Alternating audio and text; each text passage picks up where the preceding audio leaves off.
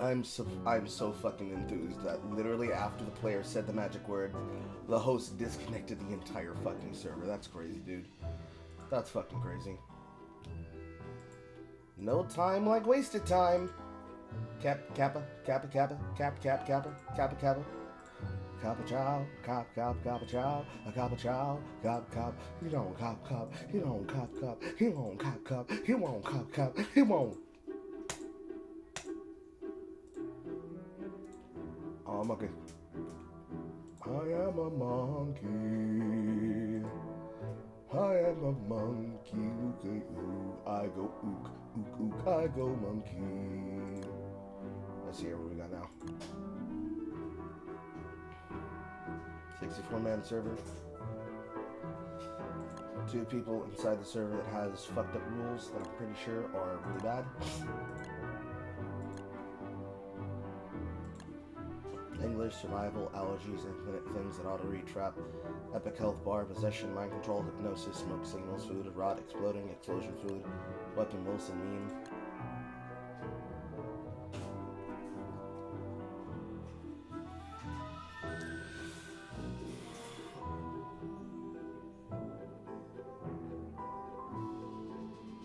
Perhaps it's just normal. Nope. Tons of bats, tons of cookie cutters, tons of frogs, tons of hounds, tons of killer bee, tons of mosquitoes, tons of swids, shuttered spiders, sharks, antlion tribute, crab king, scrappy werepig, tree guards.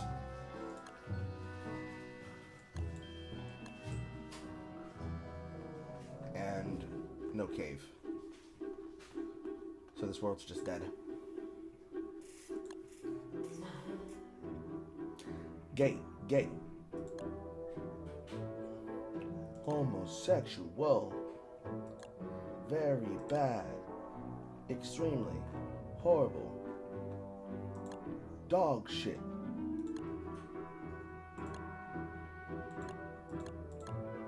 Forest End Cave. Day 1. Default. Default. And the caves. Large. Default.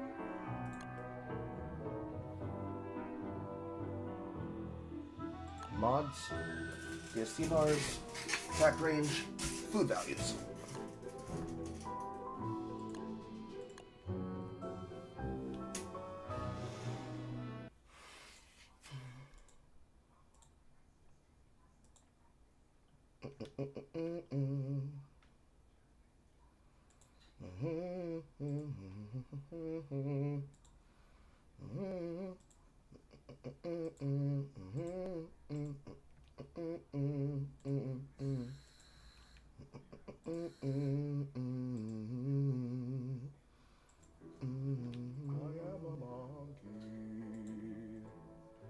Of course, that's the part of the fucking broadcast that goes through. I'm out. Lolo. Kick Mao.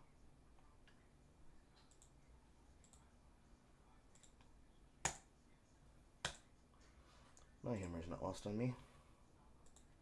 I have been disconnected from the server. Why was I disconnected from the server?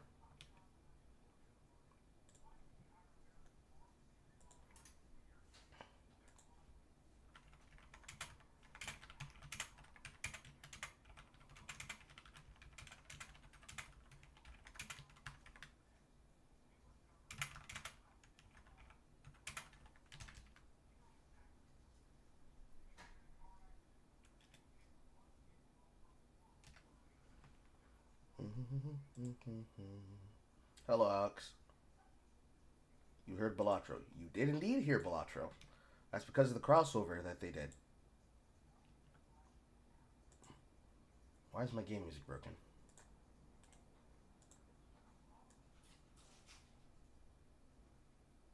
That shouldn't be broken.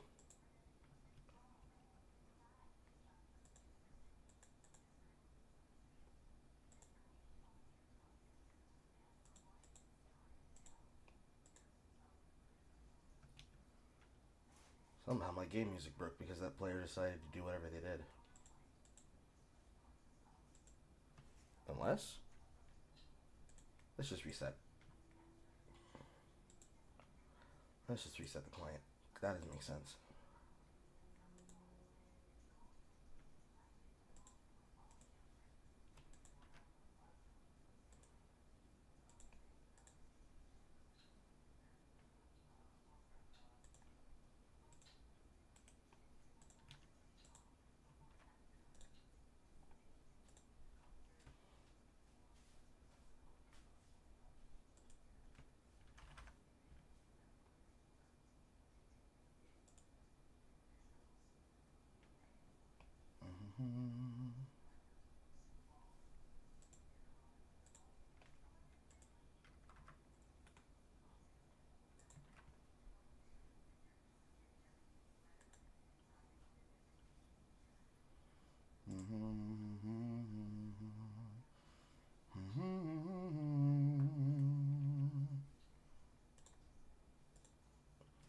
No, I edited, and I've been editing so much that I did not sleep well through the night, and I got up and didn't feel up doing to news, because nothing really is happening in the news other than shit that we've already discussed and covered that isn't interesting to cover, like Hassan Piker yet again doing dumb shit, and so I am playing DST and talking to the chat. I've got multiple projects, both public and private, secret, that I don't want talked about until I'm done with them. Coming out, and sitting that much time staring at a screen and editing shit will drive me insane. So I play video games as a vent. Because I'd rather not lose my brain.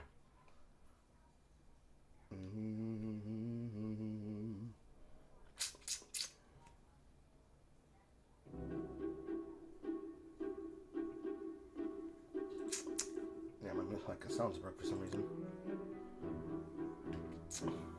Oh wow, an actual public US server. That's already filled.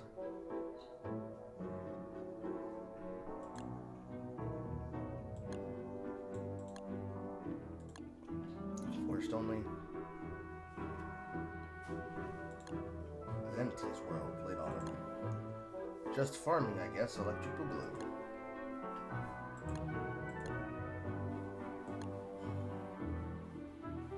Max health penalty disabled. No firehound waves.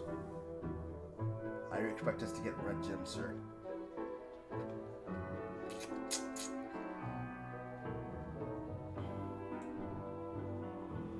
World's on auto. Events are on off.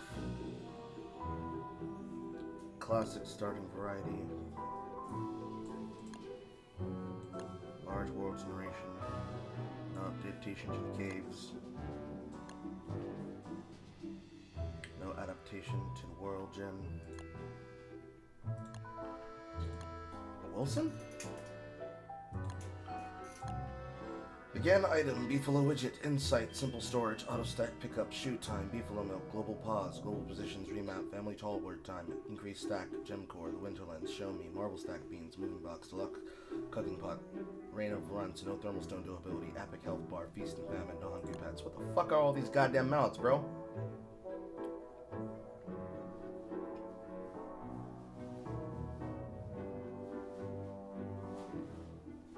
Okay.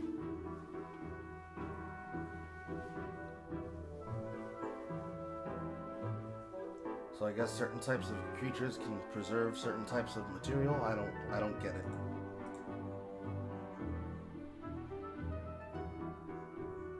That seems to be the case.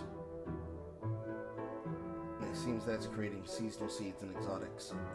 That's a lot of fucking mods to throw into a server, dude.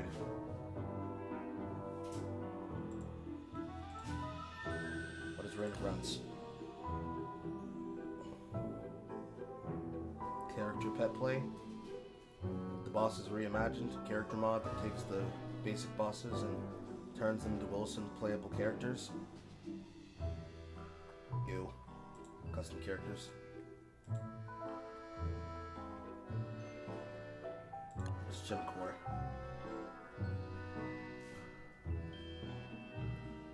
That doesn't tell me what Gem Core is. That doesn't tell me what Gem Core it is either.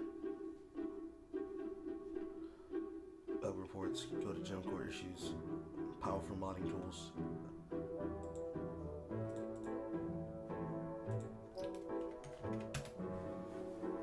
What is Gem Core?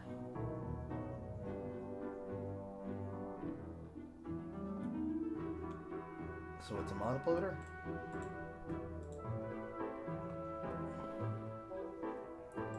Let's begin item. Ask me what I want to start with. Adding resources to the backpack. That's cheat mods, bro. That's cheat mods.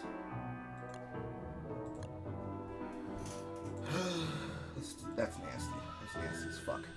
Editing can be mind-numbing, especially if it is part of the process you enjoy. There's something regarding editing I'd like to talk to you about when you're free. I'm free now. What is it?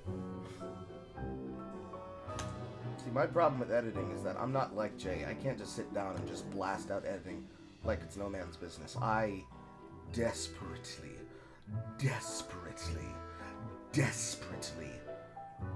need to have something. If it ain't got nothing, it's forced. I don't even want to be there. If it has nothing, it destroys the ability to do anything or get anything done.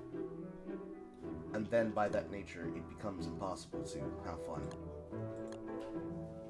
Because editing should be a fun process, where you're putting together something that you want people to consume, watch, and see, which is what it is for me. But it's also not the fun, enjoying part that I like about broadcasting. Drop me a DM. Don't feel compelled to just draw on stream, but I can. Just tell me. Like, I am a live streamer. Between the world of editing, broadcasting, live events, presentations, hangouts, panels, I am a public person. I am probably the most accessible content creator and the most easy to reach influencer ever. So, sitting down and editing feels like I'm not showing an authentic version of myself. Even if it's material that, removing the argument of bro yaps, is just me existing fervently. And then doing from that what I willed. Outside of that, I don't feel like I'm having fun if my only ability to interact with a concept is that I am existing in that nature and nothing is getting done in said nature based on how I choose to engage in that nature. By that I mean, I don't like editing as much as I like broadcasting. And I like broadcasting anything, but if I had to broadcast something, I'm going to broadcast myself talking, if not live streaming. And because of the nature of people playing video games, I am more likely to play video games while I broadcast than I am not. Because it's about what I am most want to do. And I most want to be in the nature of responding to the chat room live, like any broadcaster would. Because I've done the bit of sitting by myself in darkness in a room, and I do not like it as much as I like broadcasting to a live audience. So, if I spend too much time editing, I will want to tear my fucking brains out. Because I don't like that feedback loop. Because it feels impersonal to me. Now, granted, that doesn't mean I need to tell you about every little fucking thing I do, like, hey, guys, I took a massive fucking shit! But it does mean that I'm gonna be candid, and that comes with the same nature that any person would have with candidity. Because that's just how I am.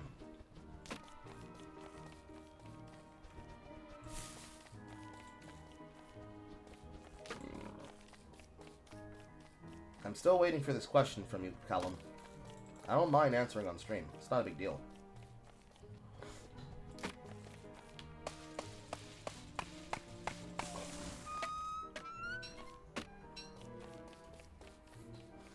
I know I'm not the only broadcaster that feels that way. It's just that's how I personally feel about broadcasting. It's not a question of, bro, I gotta edit the video, I gotta edit it down, bro, it doesn't need to be too long. It's, bro, just fucking roll with it. I find it very strange that there are less people who can roll with it than there are more people who are like, bro, he's talking for too long, it's too complex, I can't keep up with it, oh, I'm bored out of my mind, you know what I mean? Like, that shit does not fly with somebody like me. It's like, bro, just respond to the content, just react to the person talking to you, just exist and be of the moment, in the moment of the people. Because not everything needs to be perfect and styled and manicured. Now that doesn't mean that there isn't a nature to, like, this doesn't need to be a video response. This should actually be a reply. Or, excuse me, it doesn't need to be a stream response. This should be a video reply. In the formulation of someone's accused me of something and I need to go point by point by point breaking it down so that we don't waste our time with just idle yapping. Because I don't know about you, but me, personally, when it comes to broadcasting, the type of broadcast that I don't necessarily like, not so much being a part of, but being responsible for running, is the type of broadcast where I am seeing the content creator more interested in reacting to their super chats than reacting to actual chatters. Because there's certainly a point in broadcasting where you just can't you can't respond to every single comment that somebody's making during your broadcast. Like, you cannot be able to react to a person in the space of they say something, you respond back, and you just respond to every single person in that order, right? Because you just can't. At some point, you have to corral for responses that you're specifically looking for, and that means usually the ones that are like on topic. So like when Jay is doing live streams, and there are people who will say things like, "Damn, Carl talks for too much." It's like, first off, long form, and then secondly, half the time I'm usually reading the comments faster than Jay can. Simply because I don't know how she looks at them. I think she looks at them through Streamlabs, and so she falls behind on them, versus how I choose to do them, or I react to them live because I've got alerts for them, like notification sound alerts. So I'm prompted to look at the footage playing back live to respond to something, and even then, I am always looking at the chat. I just don't have a second screen. So because I'm a one monitor player, I only have the ability to look at what's in front of me, and if I can't pause, like in this instance, can't pause inside of a server that I don't own, or that I'm not an admin inside of, every time I stop to Alt-Tab to look over at the side, that is when I'm giving myself the moment to take a breather to respond to the chat room. That way, I'm properly doing my job. Because my job isn't to just ignore every single person who didn't pay me money in order to respond to them. My job is to respond to everybody and treat everybody equally. Or as equally as I can within reason. And for some people, that's obviously harder than most could afford to do.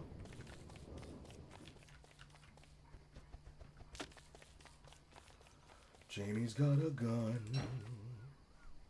Jamie's got a gun. Jamie's got a gun. You know what I mean?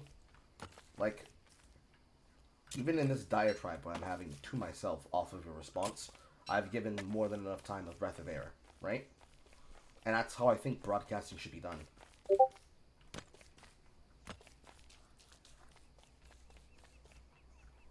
Callum has sent me his reply. He's done it in a DM. I don't know if you want me to read the reply on air, but give me a second. I'll look over and look at it. But that's just how I feel about broadcasting. Like, the broadcaster is entertaining themselves while also allowing a chat to have the ability to talk to them at the same time. And the feedback of that nature of things requires me to be engaged in the process of talking to and reacting to chat, while at the same time giving chat the time to be answered with what's being said.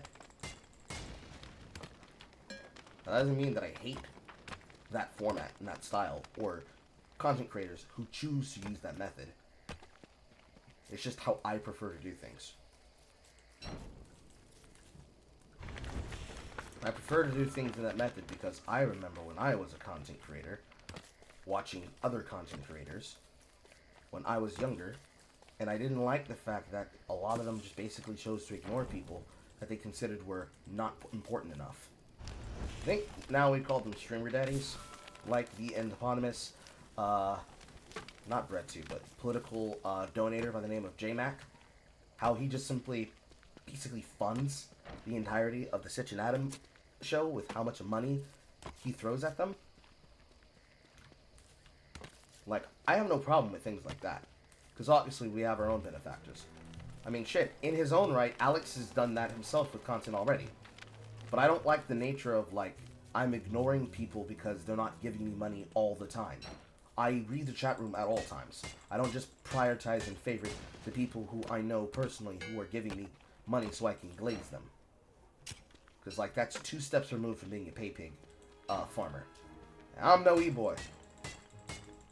I don't touch loose women anymore. Now I get touched by my woman. Sometimes against my will, Carl said, lying.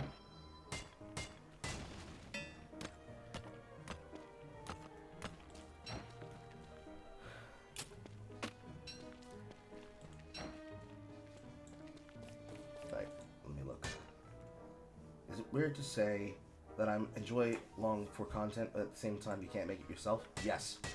It is completely fine to say that I love making long form, to say that I love watching long form content, but I wouldn't enjoy making it yourself.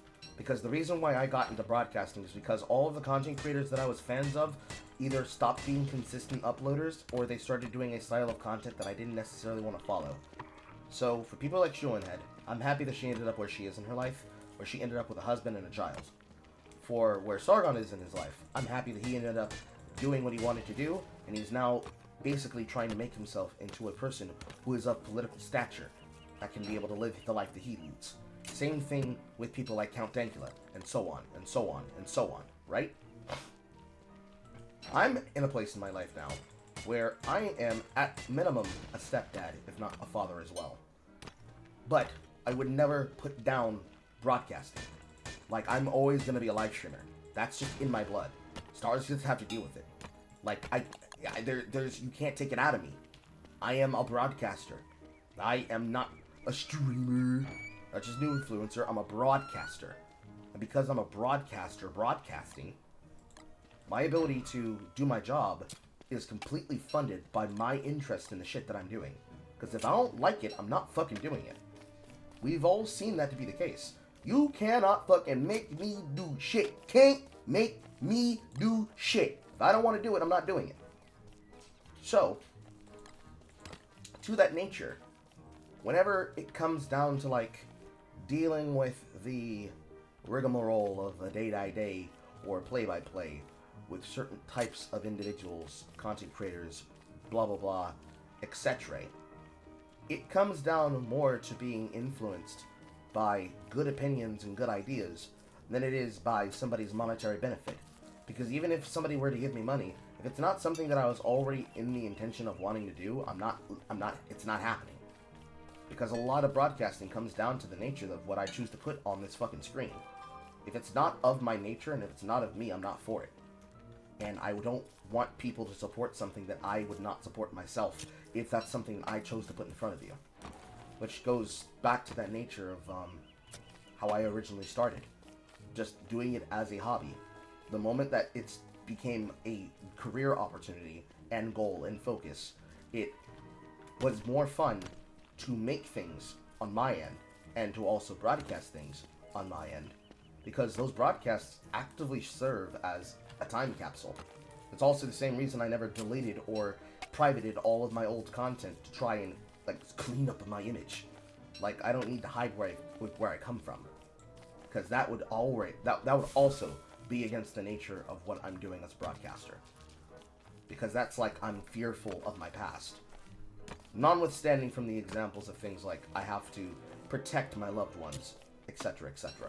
But, like, I have no reason to not be who the fuck I said that I am. Because I'm me. And me doesn't want to do political shit posting without the intention of, like, listen, it's not about the shit posting, it's about the nature of how really funny the situation is. And things like that. Like, that's just how that should be. That's the way all of that content should go.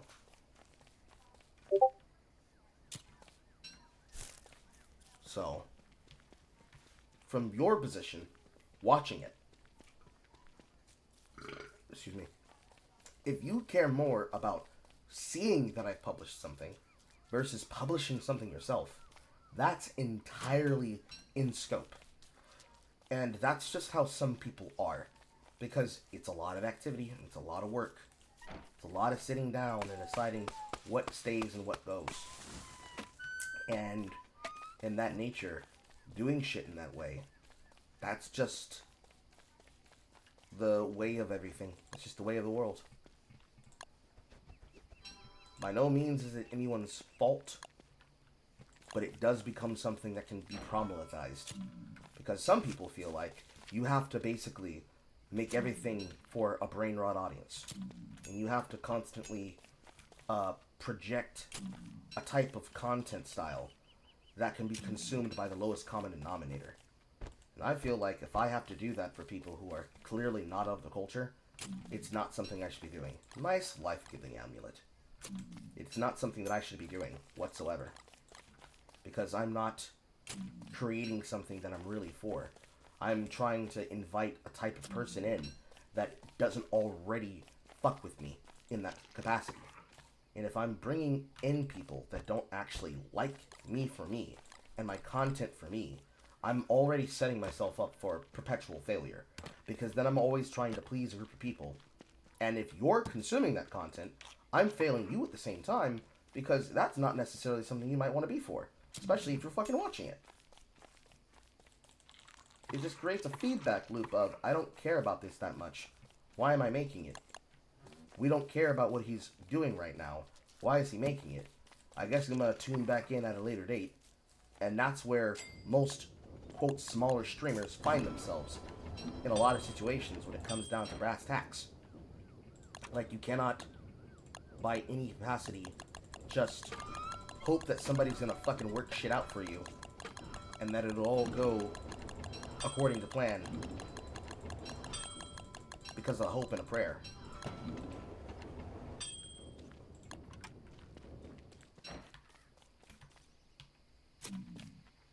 Nice. Nice. Okay. Hello, Aqua. You're proving why you're my goat. I appreciate it. I'll throw more money at you as soon as you're able to play a game I want to hear your thoughts on. No problem. Whenever you think that up, I have an answer for you. Now let me respond to his question. Long and short of it, I notice editing is a bottleneck in your creative process, which I feel you can't overcome because you can't pay an editor. With that in mind, blah blah blah blah blah, dedicated editor again for free. Provide work as needed, where you can't be bothered or overloaded with editing tasks, and improve the efficiency of your channel. My only request is that months or years from now, when you reach the point where it takes off big time, you can afford it, you make me an editing contractor with a proper budget. So that at that point you'll be able to afford it in time. Why am I overheating? I was not standing that close to the fire.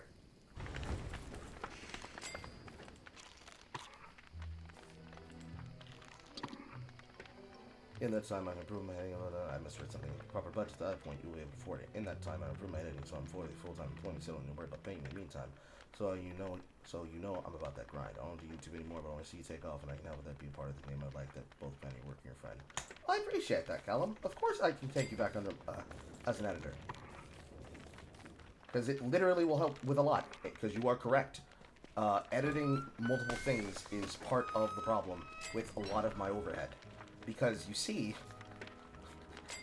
the reason why I have such giant overhead when it comes to my editing process is that my editing process is controlled by whether or not I can be left the fuck alone at night. That's the long and the short of that answer.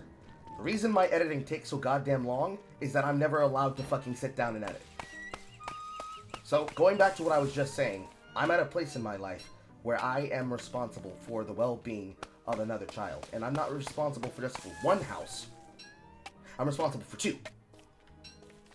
Both myself and Star together. And then my sister, myself, and my mother inside of this home. So far, the last 4 years of my life, since COVID, technically before when Amy had her last suicide bout, not accounting for what recently happened here. Because Amy now has her kid back in her home. So that's wonderful. That's great. She had a celebratory stream about it the other time.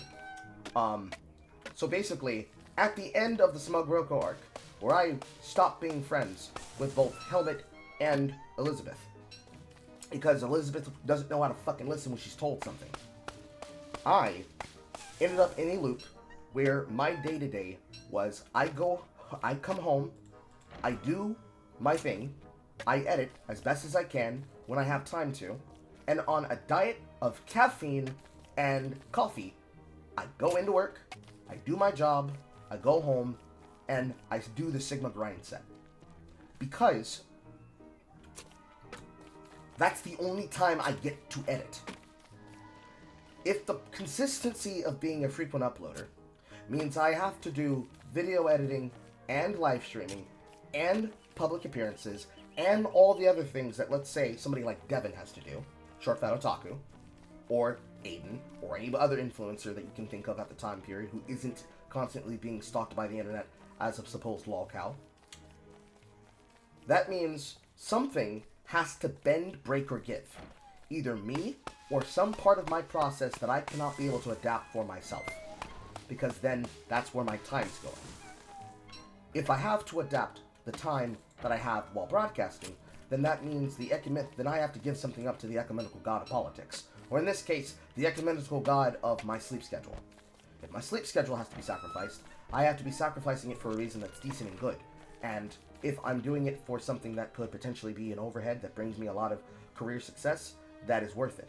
If it is over something that does not bring career success, so somebody is like, hey Carl, destroy your channel by looking into this interesting concept or problem that I want you to look into for me, that doesn't directly have monetary benefit and gains, that doesn't lead in a positive direction. So when somebody like Alex says, Carl, I will pay you $100+ to play a video game that's not dog shit, would be engaging with consuming it and watching it, they won't have the time to watch it live. Naturally. And naturally that falls to be the case, because if I'm a working person, all of you are working people. So what ends up happening is that if I try to broadcast something, the problem that's going to happen is that we're going to be victimized by the amount of time that we do and we don't have. Now for me, that's not that big of a deal, because I'm broadcasting when I have free time to begin with anyways. I'm editing when I have free time to begin with anyways. Blah, blah, blah, blah, blah, blah, blah, when I have time to do with anyways. But that doesn't mean that it's going to be simple and easy, and that it comes without a consequence and a benefit. I see pigs. Because the hardest fucking part of consumption is the fact that I have to spend that time and decide what's worth my time and what's not worth my time. And for the most part,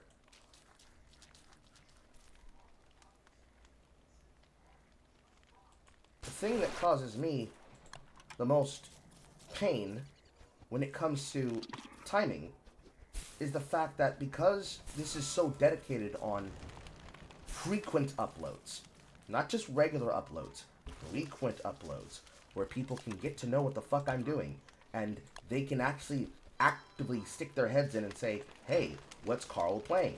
What's Carl watching? What's Carl viewing? There's going to be people that are not going to have the time to because they go to work. And there are going to be people that don't have the time to because they are dealing with their own lives. And that's natural. I've talked about this before. But what's not natural is the amount of effort that goes into the fact that a lot of people just get fucked over because they literally just can't watch whenever the fuck they want. They have to deal with the fact that... Damn, that's a lot of pigs. They're going to have to deal with the fact that they don't have the time to consume. So naturally, like I decided and figured out, or rather I had to slowly bring myself to the position of after I realized this, I obviously am going to need to rely on myself first, then others, to be able to provide the opportunity. Because I can't just expect people to make the offer that Callum just made me and do shit for me for free. And, collaboration-wise, I believe that a rising tide should bring up all ships, not just my own. Which is the main reason why I don't like that type of broadcasting that I just described. I don't like the idea of somebody who's like, yes, I do it all for you guys. Make sure to remember to sub and dono and blah, blah, blah, blah, blah. Because it's a running joke in my theme that I say, you should give money now, otherwise you hate black people. Because that came from the joke that I made about the Juicy Smollett video. That was just a summary of how he said he was gay Tupac. In fact, it came from the backline of Cap City and their channel and their parody that they made about gay Tupac and making all of those video ballad shorts, which in itself was the inspiration behind the idea that then materialized into Radio Carl, or I should rather say 148.8 Coon. Because the running joke is, this is material that is funny and interesting to me. I'm looking at stuff that's funny and interesting to me. I'm covering things that are funny and interesting to me. And I will have to spend the time to sit down and edit. So if I have to spend my time editing, I'm going to make sure I spend my time editing wisely. And I'm going to use that as effectively as I can. And I'm not going to waste time when I choose to do so. Because if I don't take full advantage of it, and if I don't manage it properly, I'm going to find myself in a position where I'm never able to edit anything. Because there's so much shit happening. There's so much stuff going on. Obviously start small, but then I want to expand and grow large. That's kind of where my first bump came from, which is where I started working with Jay. And following suit from that, the first thing that Jay told me was, Carl, you need to shut up, you talk too much, which to me is bewildering. But of course what she meant was you need to condense. Then the second thing was, you have to learn to spend time editing, because some people, they don't want to see a 1 hour and 30-minute VOD. They want to see it in a 15-minute VOD. They want to see it in a 10-minute VOD. Blah, blah, blah, blah, blah, blah, blah. But here's the problem with that. We have already seen that in the metrics of how it works on YouTube, people want long form. And I am a results-oriented person, which is half the reason why when I fight my imposter syndrome, it comes with the fact that I have to feel like I've earned my job, that I've earned my role, and I've earned my position. Because that's how my brain works. It won't let me just broadcast any which way. I walked past Chester. It won't let me just broadcast in any which way. I have to feel like I've earned my position and role. And I took my own personal advice when it came to this, because fortunately I'm not the kind of content creator that can't take his own advice when it comes to doing material benefit work. Run away! So, once I started taking the time, doing the work, doing the editing, and just trying to make things as I did. So this would be around when I began doing Versus Chat properly. Back when we couldn't condense for time because I was way too fucking meek about telling people, hey guys, can we try to stay on topic and not waste people's time? They have things that they want to do. It was a competition between me fighting myself and fighting the imposter syndrome in my head that told me that I need to try and make the best show I possibly can. So, logistically, logically, how can I make the best show that I possibly can if I'm spending all this time not properly using my time wisely, where I'm letting other people dictate the pace of my work, because instead of allowing me to do my work properly, they're instead choosing to use my shit like it's the perpetual open mic night. This is something I've also said before on Yappin'. In fact, Yappin' itself was designed as a methodology to, am I doing things right? Am I going in a proper direction with my work? I need to talk to my audience more, but I don't feel like I should do that as just a thing that should be done at any one time. I should follow suit and do something similar to how people like Devin do, how people like Destiny do, or other broadcasters that speak in this way. Because I don't like doing vlog-type videos. Like, I don't like doing channel update videos, which is what they used to tell us to do in the past. Channel update videos seem lame to me. Because realistically, ain't nobody got fucking time to do a fucking update video for every single little idea that they want to come across. And at the same time, Discord is an insular community. And we're certainly not at the size where I can choose to make a Reddit community. Once I get there, we can do it. But I don't like the idea of doing one right now, because I'm not at the size where I can be able to sustain it. We would need to not only have everything in terms of our culture set out, we'd also have to have a lot of other things in terms of our creativity set out. So we're always perpetually playing community catch-up, because of course, then this becomes the Reddit issue of niggas think that I'm too small to really be worth looking into. And instead of actually giving me the chance to show that I can do what I can plan to do and that I've demonstrated that I can do, instead it becomes, oh, I'm going to peek in and look at this content creator. Ah, fuck him, he's only a 3-figure Andy. He's only a 2-figure sub. And then they fuck off, and I'm never getting the chance to grow, because basically, most people's interest begins and ends from when they decided there is something that they can benefit from and get out of the fact that they're watching someone. Which I think is probably the most performative form of that content, which is how I don't like that work. I do not like that a person can decide that, no, actually, they're not responding the way that I want them to. They're not doing the content the way that I want them to. Therefore, they're not worthy to watch. And I'm not gonna tell my friends that you shouldn't watch them because also I heard that it was cringe and also they blah blah blah blah blah blah blah blah blah blah. All that shit doesn't fucking matter. What it should come down to is that me, my audience, and my content is what it is, and it stands the merit of its own work. And if somebody wants to fuck with that, cool. If they don't want to fuck with that, that's cool too. More power to them. Be blessed, beloved. But I'm definitely not in the mood for where somebody's like, Carl, you need to do better. You need to have my political opinions. And blah, blah, blah, blah, blah, blah, blah, blah, blah. Which just leads to the same holding pattern that has more or less kept me from wanting to do shit in the past. Because for those that were there who witnessed it, the harassment that I dealt with from Once Human is basically exactly the type of animosity and antagonism that I was in fear of for my work standard. Where instead of being allowed to be myself, I'm being told that I need to be something other than myself.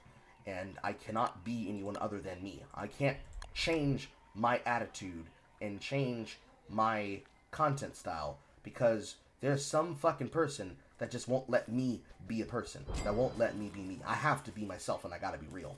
And that comes with the talking. Mostly because that's a emblematic carryover of the consequences that came with... Move, Chester! That came with having to deal with material growing up in life. Having to always advocate for myself to be seen and heard.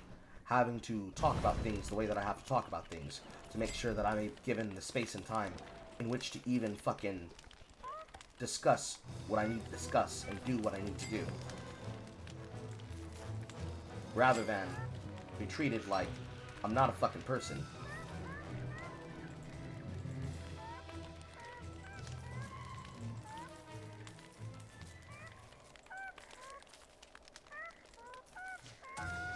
Gotcha, bitch. Where I can't be treated like a person and be given the space to do something that I want to do because somebody decided that I didn't earn it because I didn't do it the way that they saw their favorite content creator do it. Therefore, I'm not worth watching and shit like that. Like, that fucks with my anxiety and that fucks with my sense of self a lot. It shouldn't fuck with me. I should ignore it. I know it's not reasonable. I know it's not rational. But it's not about rational. It's about what I feel.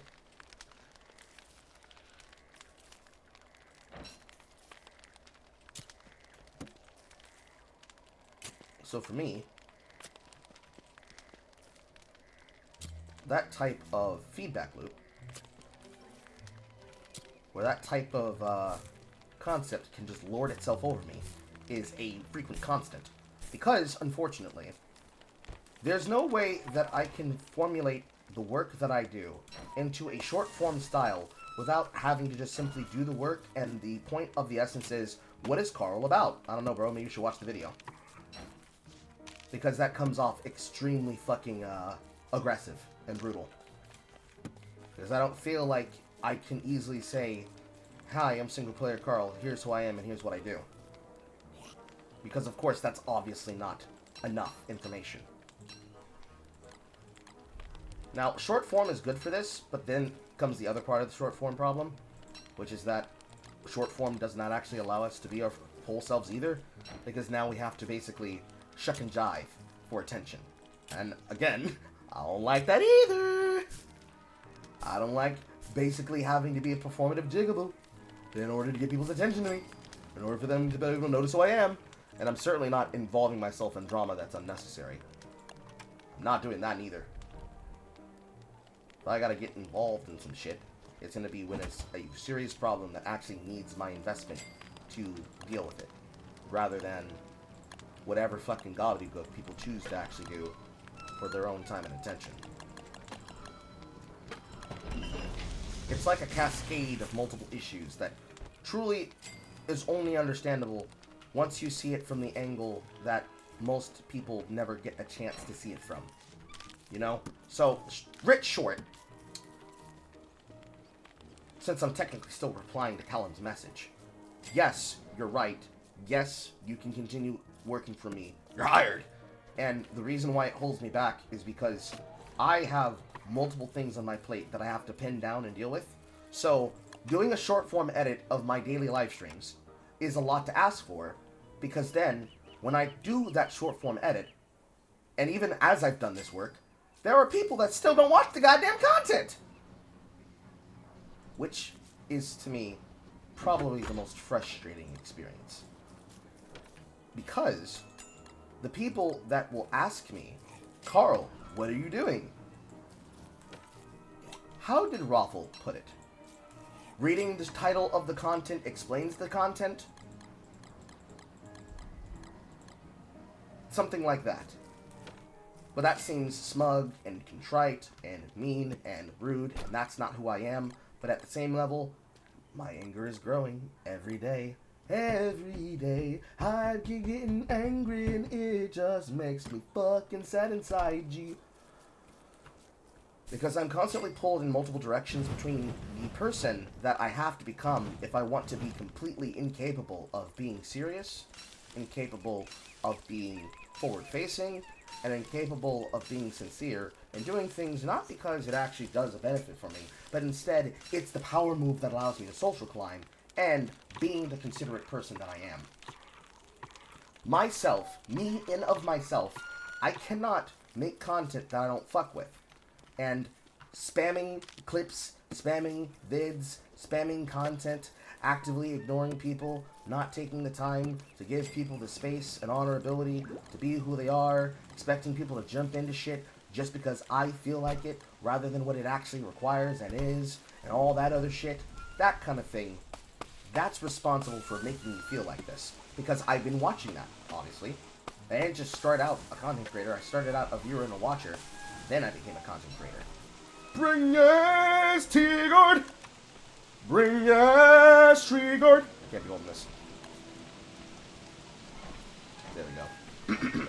Bring yes, Trigard!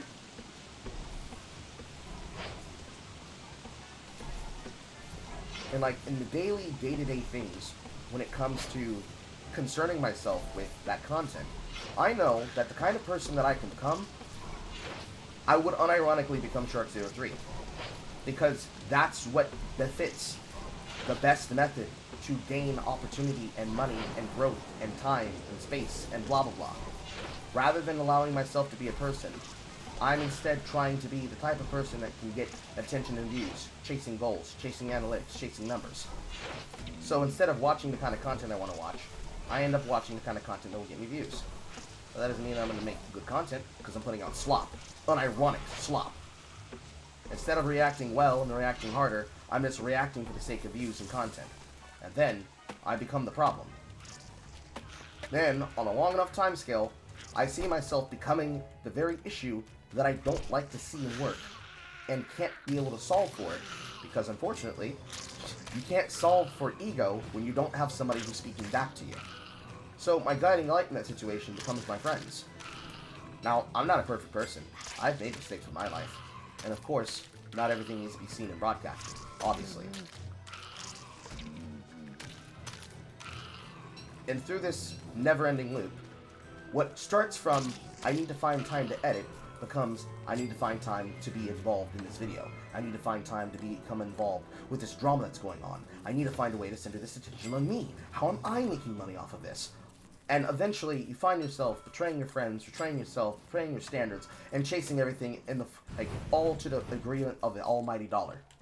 And by the time you look around and you see what you've done to yourself, you don't even recognize yourself at the end of it. Because it all goes together, you see. So, I put together, or rather I went shopping with the intention of trying to find a type of snack that I could eat. In the form of making kimchi. My way. My torch ran out. Of making kimchi my way. In choosing to do that, I'm already fulfilling the first half of what I just talked about, which is the intention of trying to do something with my time that I'll be happy and prideful for. I won't feel bad about it. I won't look back on the work and say that it wasn't worth my time doing. I'll be satisfied through it the entire way through. Lightning rod, lightning rod, lightning rod. And pickaxe. And shovel. And board.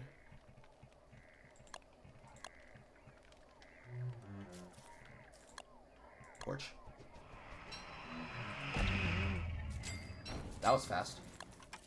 I have to end up doing something that I know that I'll be happy with my work. So, putting out the kimchi video, or editing the kimchi video, rather, allows me to work in the direction of the thing that I want to do with my time, which is making good positive content, instead of, like, making slop content, insert number 5,457.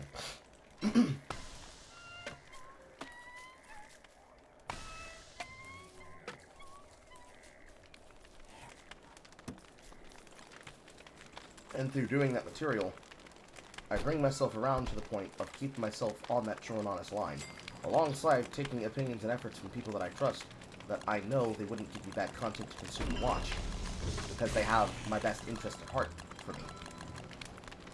Obligatory horror glazing. And in this way, and in that effort, as I further myself chasing that type of content, I know that I'm doing something that is good. Not just good for me, but good for everybody else with me.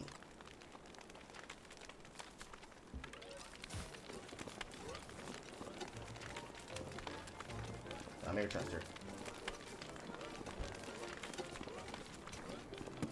Like, I know that it's a lot of words, but really the long-form answer is, because of all the other drama that happens in the world, I want to make sure that when I get shit done, I'm doing shit that I know that I'm happy about.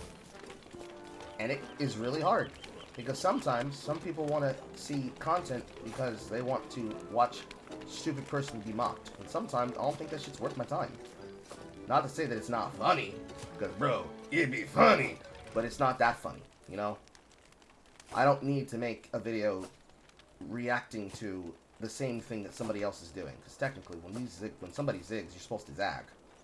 But at the same time, I want to make something that I know I'll be happy about. So if I choose to cover that topic, I'm going to cover the topic in my way. Or in the case of when I was paying both you and Spice Oyster, I react to that content based on my desire. So when I bought Dragon Quest XI's, the encouragement behind doing that was, I can't believe that Video Game Donkey just fucking lied like that in front of a live studio audience. And I can't believe that these fucking Redditors ate that shit up like it was a goddamn Sunday. Because they're that desperate to glaze people who are not funny, because look, it's the video game guy who used to play League of Legends, who now married his wife, and now he's making content about video game drama. Aw, man, isn't it really funny? Heppin' Reddit Epic Chungus meme. That shit pissed me off to my fucking core, because I can't believe he unironically actually fucking lied that goddamn hard. I got to get in his ass. Pause. I got to get in his ass. And that ends up creating that series of reactions.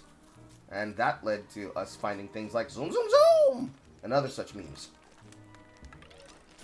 That shit feels normal, feels natural, it feels like something that would have happened anyways. And rather than forcing the content in that way, I'm instead making content that in itself becomes a feedback loop. Because the important part here is that other people will consume that. Other people will watch what we're doing. Because let's say Alex were to come in on the alternate timeline where I was making that type of content, but more popularly so. There would be 11 more Alexes, because the magnitude and size of my audience would have already increased in that growth rate. By all means, I know that I've probably lost potential with my audience because I have not been just blasting content all the fucking time. But I can't bring myself to do it in that way, because time. Not just the time it takes to do it, and not just the influence of doing it, but also the nature of it as well. Like, it's just hard. And the way that I am a consummate avoidant type. If somebody tells me to do something, I'm going to avoid doing it because they took away my ability to enjoy doing the thing I was going to try to do to begin with anyways. I know I'm not the only person. I know I'm not the only person that does that. So, let's say, for example, leaning off of what you just said, Neo J, imagine there's a universe where there's two of me. All of the problems that I'm currently having would disappear.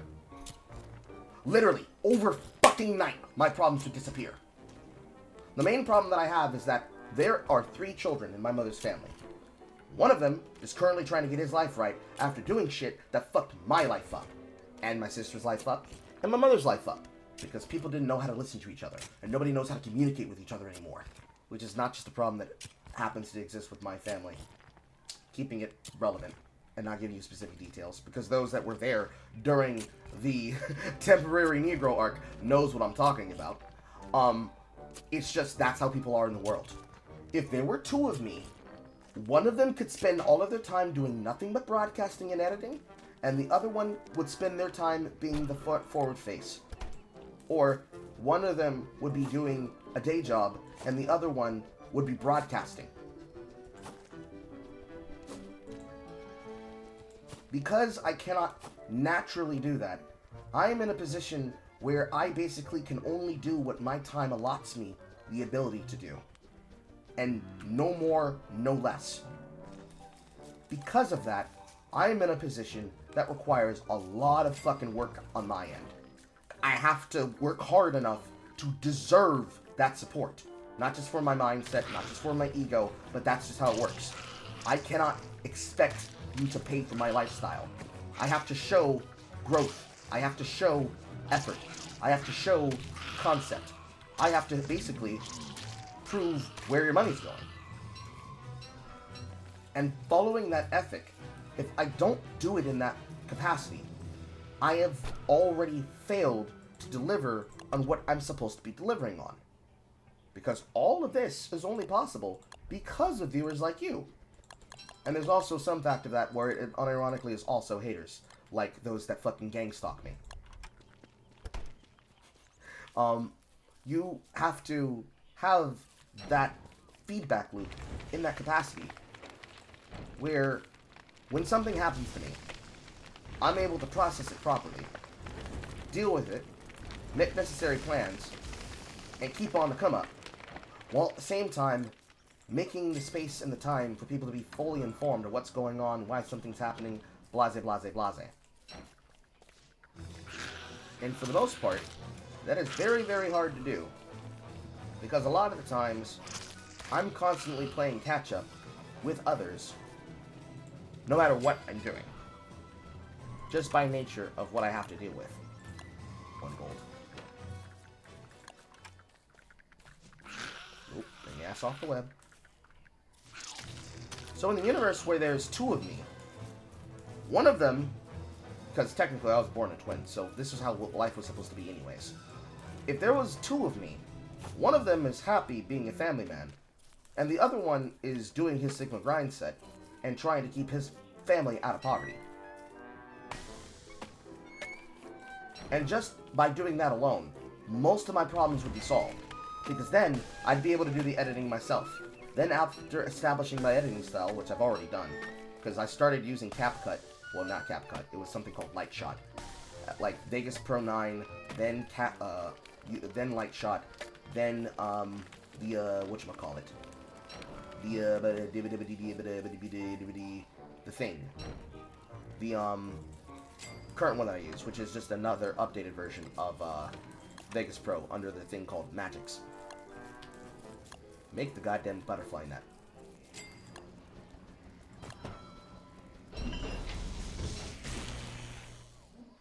I would be making a video, then editing it, then getting it properly out, then having it get reacted to properly.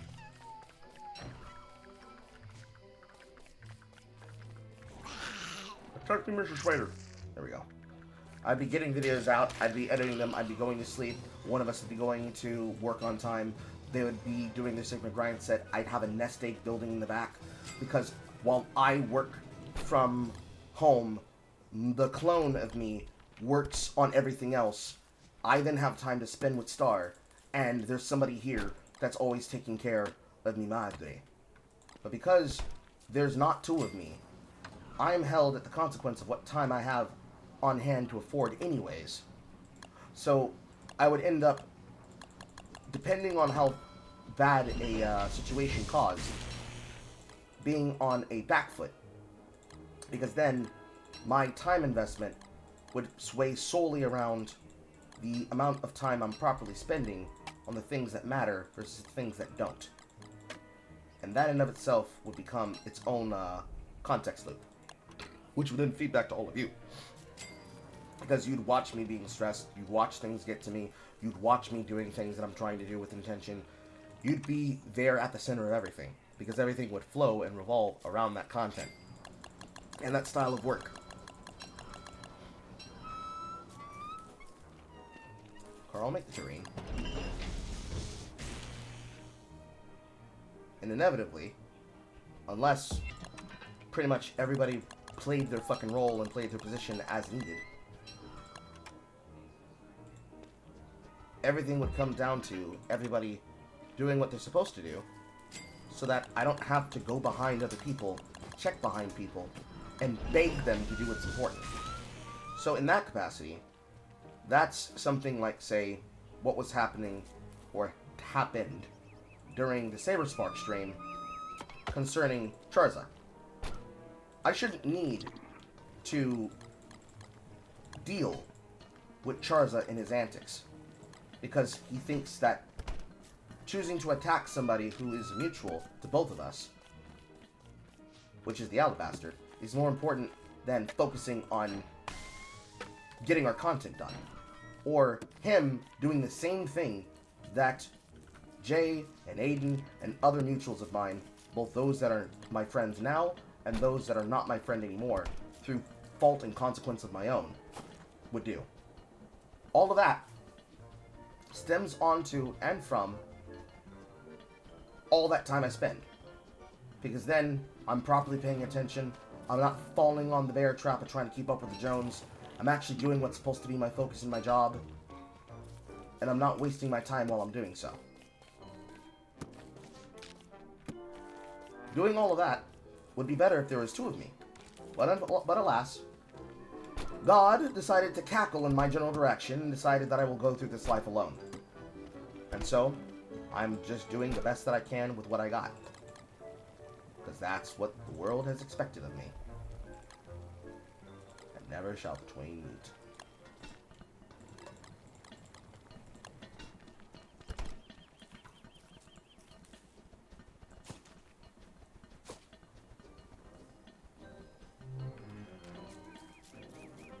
Very long gap session, but, you know, that's just the nature of things. Do I have everything filtered out now? I think I do. I need to zoom in. Thank you. Pig's over here. Right there.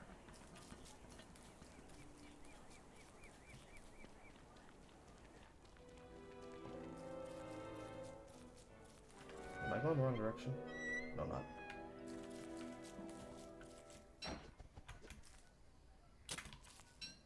Very long lap session, but that's more or less like the totality of things.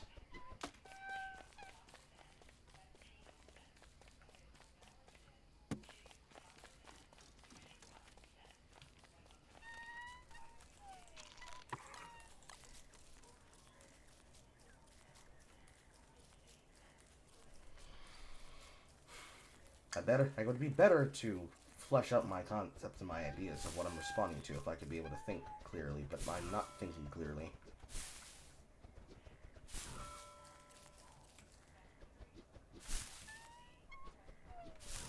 Mostly because I can't pause this server.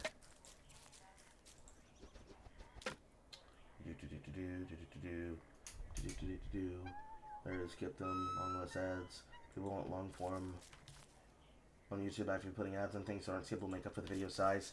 I mean, the problem with ads in general, not just to speak on that very briefly, the problem with the state of ads is actually that we can't turn fucking ads off. I can't turn, well, I can turn off ads on YouTube. I can't turn them off on Twitch. There should only really be, like, in-app ads that exist due through WAS or AWS for Amazon services that project that content onto others because I am doing something that requires it for that material purpose, which then becomes a feedback loop of I can't turn this shit off because it won't let me. In the capacity, in the interest of that focus,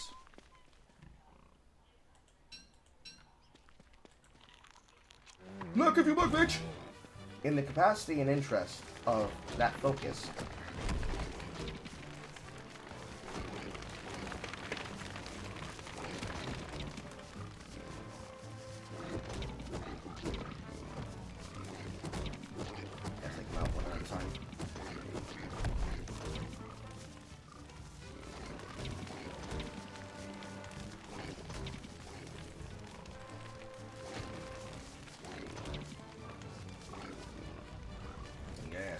Yes. Come here. Bring your ass. Let me punch you!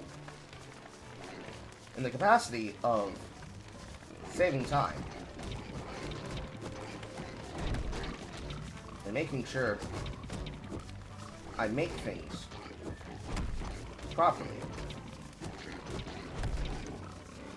for people to watch and to enjoy before I die. I cannot turn off the ads that exist on platforms such as Twitch. So in trying to keep them up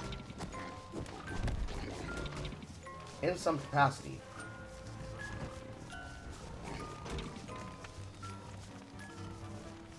so that others may enjoy them,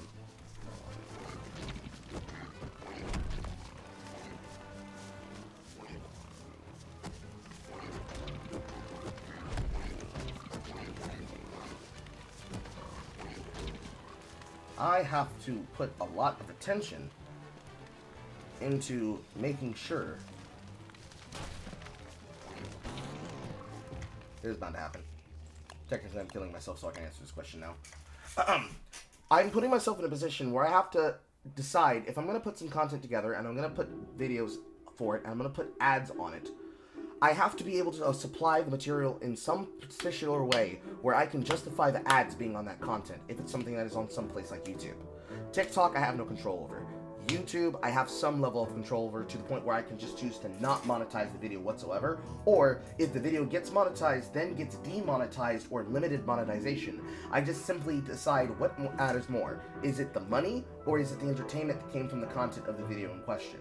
And usually, the answer, in most cases, is that what matters in that situation is me being able to address that fucking problem, which is that if they're gonna demonetize the content, is it something that I want to remain up because it's that important for me to make that video? Or the particular form way that I made the jokes in, even if they don't monetize me through the ads or through my AdSense, I'm monetized through the super chats that come from all of you. If I can't be able to get more views, which obviously the goal is to get more views, while growing an audience. I'm not saying this in terms of money grubbing, I'm saying this in terms of just analytic statistics, because that's how my brain works. If I want the views to grow, the content needs to be good.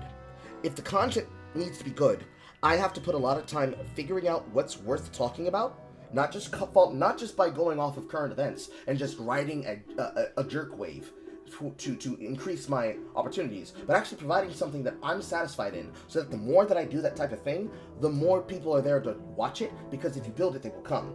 But if I want to be able to keep that video monetized, I have to decide how much of myself I have to cut out of that content, which is what goes back to, I don't feel like I'm being myself.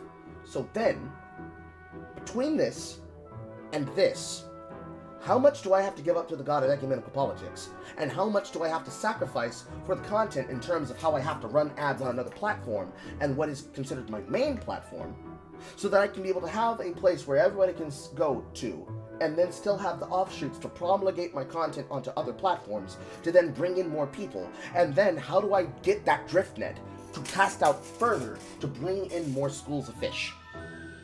Not just to feed myself, but to also to get the opportunity and benefit a profit off of everybody else.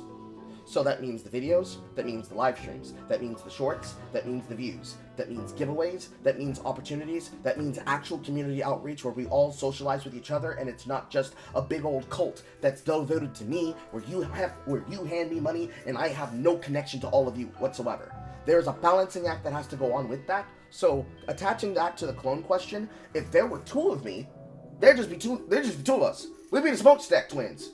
I'd be over here with my Mary and Star doing whatever the fuck I want as we drain each other of our bodily fluids, and then over here would be single player Carl, while multiplayer family Carl is over here doing shit. Single player Carl's over here keeping the business afloat.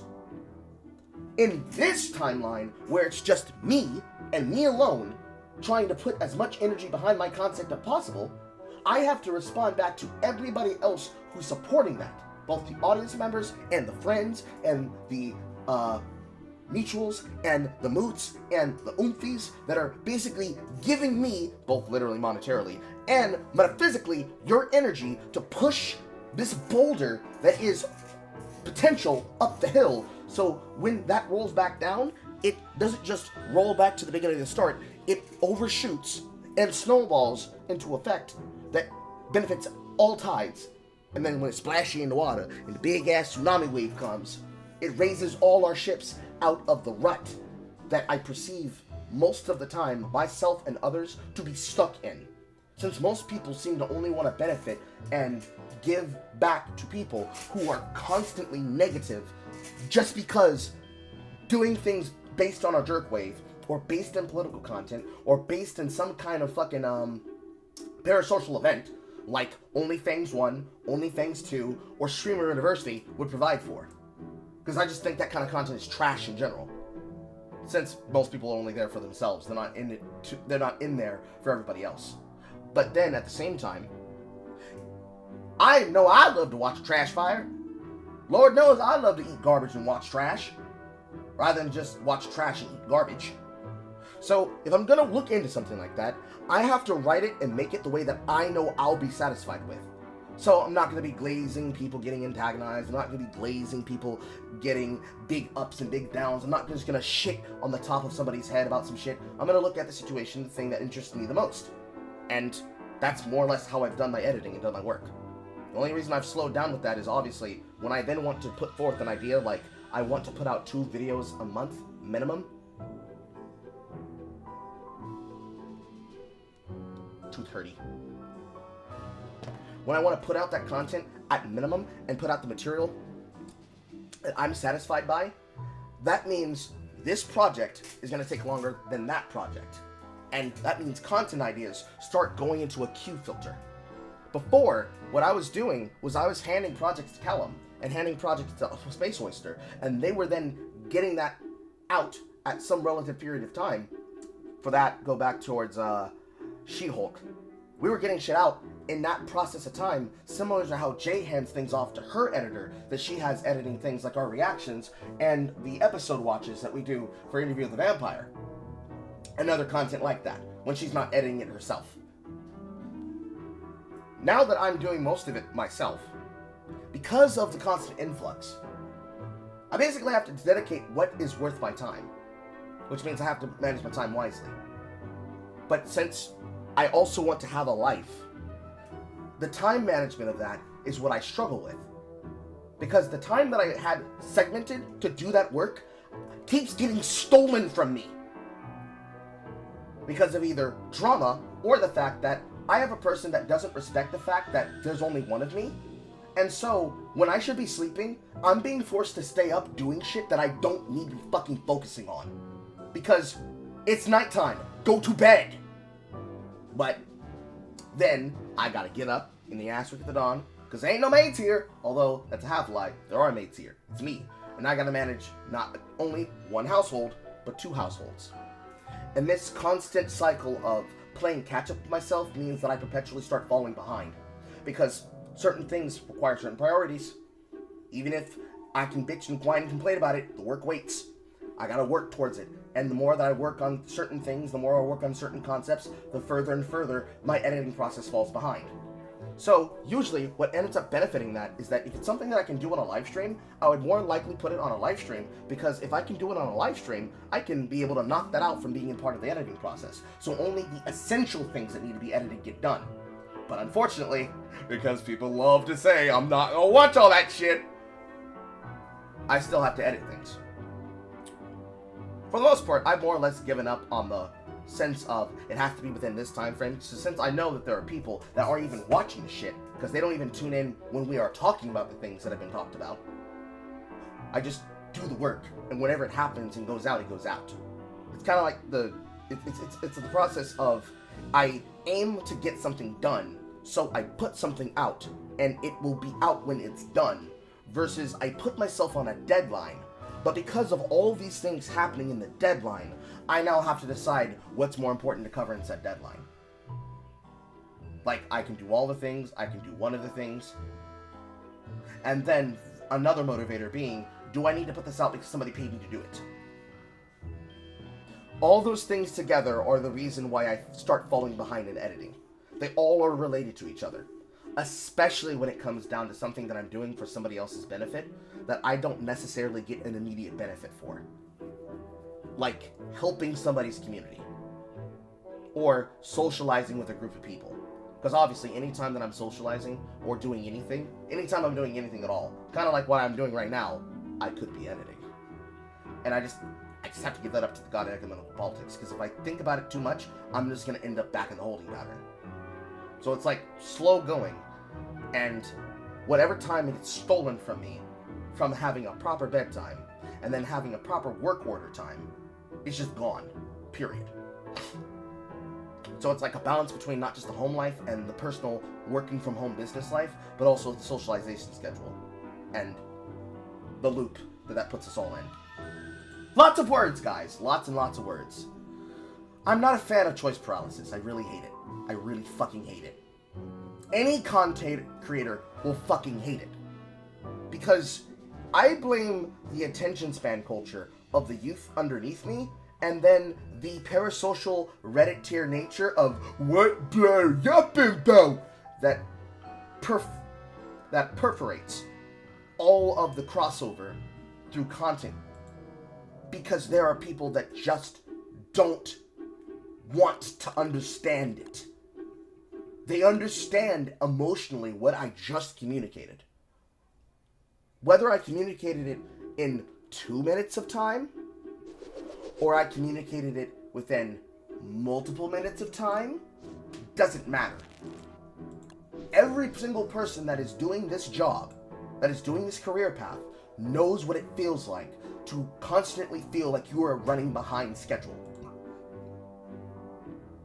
And there are people who are dedicated to, bro, I'm not watching a 1 hour video, bro, I'm not watching a 30-minute video, bro, I'm not watching a 15-minute video, but I will watch 5-minute videos 10 times a day, 20 times a day from multiple channels all the time about drama.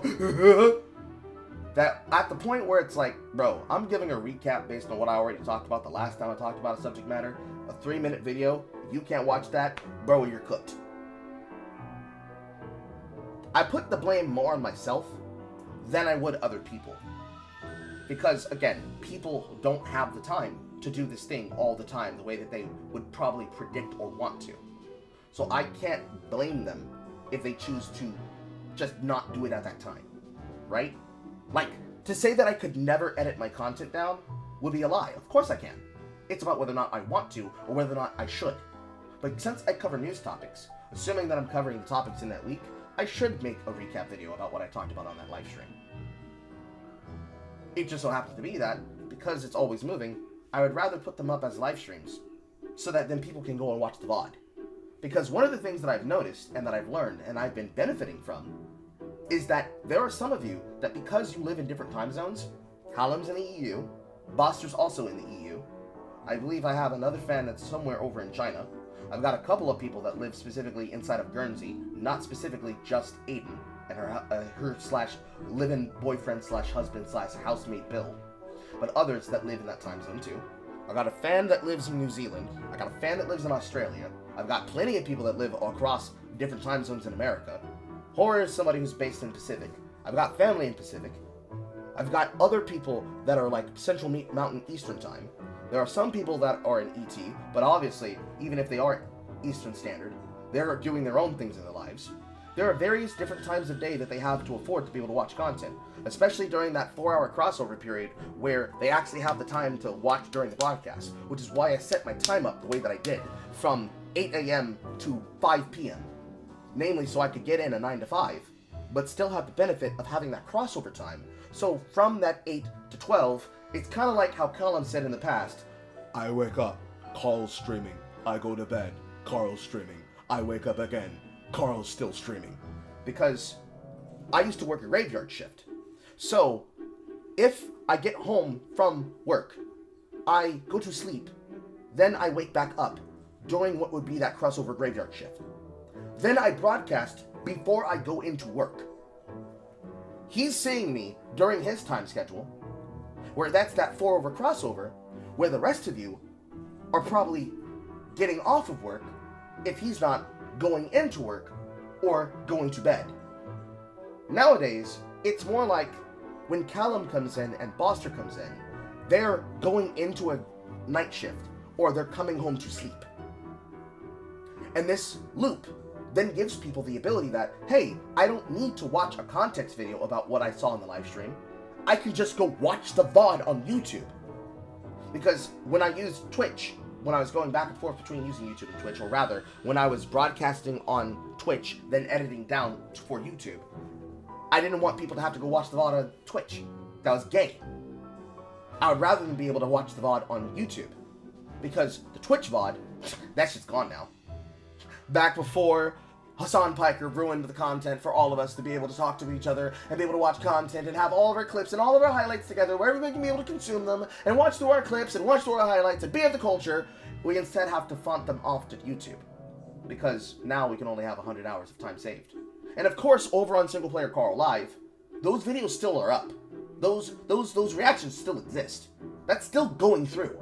Because all of that was being uploaded in the form that I was clipping it for Twitch, then it was being put into my editor, into Vegas, then being edited to then be put out on YouTube, or condensed down for YouTube. So for things that I could edit myself, VOD highlights, challenge highlights, material highlights, clips, I can handle that. Then for the long form editing, I handed that off to Callum, I handed that off to Oyster. And then they would work on that, they'd get it back to me whenever, I upload the work, and then, as it was intended, I pay them for their work monthly. When I ended up losing my job from the business I had to leave so I could take my brother to court, I ended up falling behind on my nest egg, which then inevitably meant I was going to start slowly falling behind on my editing. Because I needed to, first off, make sure that he was whole. So Callum needed to be paid, period. And I paid that in full, as best as I could. And then continuing to do so over time, which led to what he asked me here. With Oyster, I still was actually very much still on the hook for him. And he chose to let me off the hook about it, because he's like, I know, you didn't do it on purpose. Life happened, it is what it is. Because one other thing that's very important about me is that I do not believe in saying a thing that I will not then do. I follow my own rules. To the letter. So, doing all that, once I was in the position where that was handled and taken care of, I knew that I needed to start a project, finish a project. Start a project, finish a product. And if I didn't do that, I was going to slowly start getting caught behind. Or, with certain projects, like the one that I've been working on for like 3 months now, the energy that the work started from was probably mean-spirited. So like, what I would call the femcel video, that stems from that stream that I did about Brianna the Womanican, that I was going to transform into a video breaking down how the YouTuber grind set can make people obnoxiously evil. Especially when it comes to subject matter like incels, or incel culture, or the male loneliness epidemic. I ended up putting more time into that video and reworking it from what I originally would have wanted, because I just didn't like the feel, the nature, the taste of the negativity. Or I just wholly trashed the idea and started over again, because what I would have said in that content would not represent the kind of mindset that I think I should try to support being, period. So, working from there and working backwards to then work forwards, it is more important for me to put out something that I'm fucking with than something that I'm not fucking with. I'm not fucking with negativity out of nothing, right? Because then that's an extension of the video that I made about Pillboy and about FD Signifier and about that content creator by the name of Paradigm Shift. I'm not for allowing people to tell me that I need to put my energy into something that I don't care about. In that case, putting my energy into black femmes and becoming a black male ally. No, fuck them. They're not real nerds. They're not real blurs. Not real geeks. They're fucking grifters. They're tourists. Fuck them. I don't care. But the nature of male loneliness and feeling directionless, like you don't have something to work for in life, you don't know where you're going, you don't know how to address problems, you don't know where you're going to be. Something like that, I have to rework into something positive. Because that's not just for the femcells or the incels, but that's for everybody that feels like their life has had a failure to launch.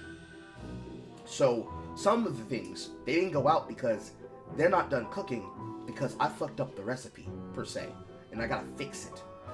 And it's not gonna go out until I feel like I've done my due diligence in doing so. And that's also part of what can cause that as well. So all that shit affects each other and it all goes together. Because I gotta factor in for all of that shit. I have to factor in for all of it. So, the long but TLDR answer is basically putting in work and putting out work that I'm happy about and that I believe in, as well as then following suit, not just the practicality of how I do that as a creator, but how I do that as a person, is the reason why. And for no better example, you can just see that based on how I've been behaving within the last 6 months / 9 months since horror has been a head mod. The amount of bullshit that I've cut out of my life like that, you can see me doing it. It's just you don't see me doing it actively all the time. But in moments like this, and in times like yapping, when somebody asks me that metaphysical, optional problem, word better than optional. Like, what's the word I'm looking for? Not routine. I guess I can't find a word better than routine at this moment. My brain's not working. When somebody asks me something that basically speaks to my personal routine of how I keep things up, it's like I've said before in the past. I play video games the way that I live my life. Everything needs to go in order, because everything needs to work together, and if it doesn't do something positive for me, it has no place in my life. And if it has no positivity towards other people, not typical. It'll come to me. Don't worry, Aqua. It'll come to me. If it doesn't serve a positive benefit for me, it has no place in my life. If it doesn't serve a positive benefit for my family, it has no place in my life. If it doesn't serve a positive benefit for my friends and family and my associates and my companions and my oomfies, it has no place in my life. Because, like, because of the fact that I am now responsible for 2 households. Not just myself, not just her and me, not just her, me, and Zulian, but her, me, and Zulian, and myself, my sister, and my mother. There is no space in this bubble. I'm back in the fucking circles.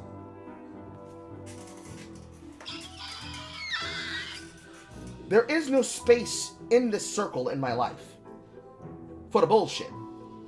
Because that shit's for the birds. So even if I do like to watch a drama, and even if I do like to watch a fucking trash fire, that don't mean I'm gonna burn the trash in my goddamn house! And then spending time from there, building up from there. All of that then goes in the proper direction of positive outcomes, not negative outcomes. While at the same time, finding ways to build my career and being proud of the way that I did it. So, no scams, no lying, no cheating, no backstabbing, no going against my own grain, no going against my own potential, improving my skills, not taking shortcuts, not having to sell myself. Lord knows I don't want to have to swing no dick to get career. Doesn't mean that I couldn't. But I'm not slinging my dick towards anybody whose name is not Natasha. And then all the other things that I have to give up to the god of ecumenical politics. If it does not follow those directions with those 10 things, I don't do it. Especially when it comes to content.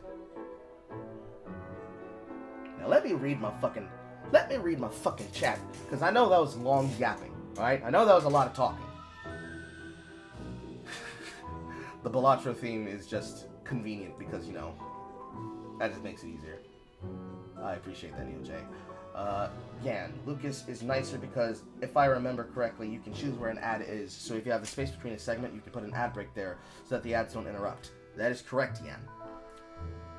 With YouTube, I can at minimum decide if a video just simply will not be monetized.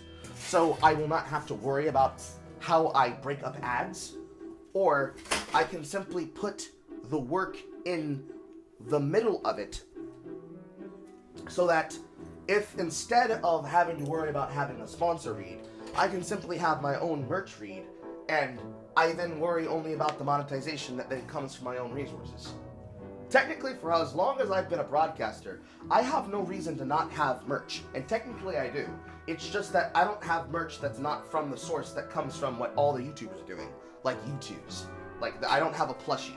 I don't have a marketable Carl plushie. I don't have a marketable Star plushie. I don't have a marketable Zulian plushie, and I don't think I ever will, because I don't like the idea of using my child in that way. Any of my children, potential or not. Don't you fucking cackle at me! Don't you fucking cackle at me, you bastard! But, I don't want to put anything out there that is not of me, or benefiting off of somebody fast. So, merch in the form of, like, hoodies that have emotes and running gags and memes of my community, I have the capacity to put them out through something like Teespring.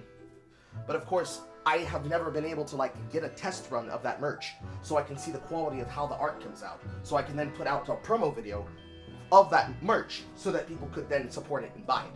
Because obviously, who you would want to wear a shirt or a hoodie that has my face on it, or my merch on it, or my ideas on it, or my memes on it. At the same time, because it requires a lot of money in order to do that, you've got to spend money to make money. Making merch, or making the ability to connect to get an ad deal, that requires a lot of effort. And unfortunately, that method of monetization is actually impossible for most people to get, because that now feeds back into metrics. And if my metrics don't support a positive growth trend, then any company that I could possibly want to do a sponsorship deal with, it's not fucking happening. And especially as I discovered people trying to do safety reports about me, who were lying about me just simply so they could stop my channel from growing. That shit, best way to piss me off. It became a constant game of how do I build when nobody wants to fucking grow positively in a good direction. And that, kids, is what we call choice paralysis. Because I can't make choices. Because what do you do when you don't know what you can do, but you don't know if you can? You do what you can, but what happens when people are actively putting their finger in your face and telling you, I'm gonna make sure you never have a career? Just work harder, I guess? Work harder, forehead.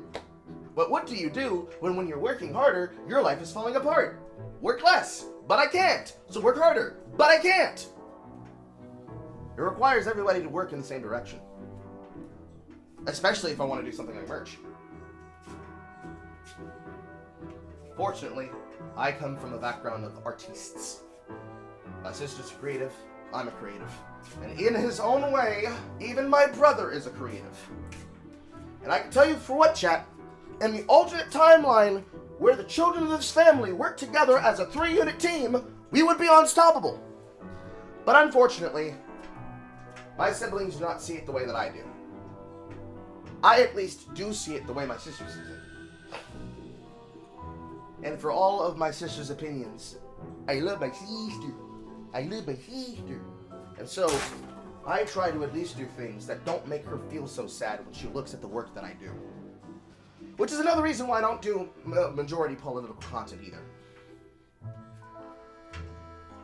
Hyper Democrat family. But at the same time, I just don't believe the things they believe. So that is what it is. But because I see my own potential, I know what I can do, and I know what needs to be done. So it's like, whatever the fuck. My neck is sweaty! Reading back up. Short form could work if you are able or like to condense many things into a brief topic. Oh, I already do those. Lord knows my fucking shorts go off pop. But you see, the problem with short form is that it's basically bent in the direction of more people seeing your content. So, like, I have to use Twitter, I have to use Instagram, I've got to use TikTok, I've got to use YouTube Shorts in order to grow the monetization curve that way. And the monetization curves and algorithms are fucked because people are physically putting their fingers on the scale. Same issue. I will be right back, chat. It is 6 o'clock. I need to serve dinner. I'll be right back. I ain't going nowhere. Like, the stream's not going to end. Feel free to ask your questions and I'll read them when I come back.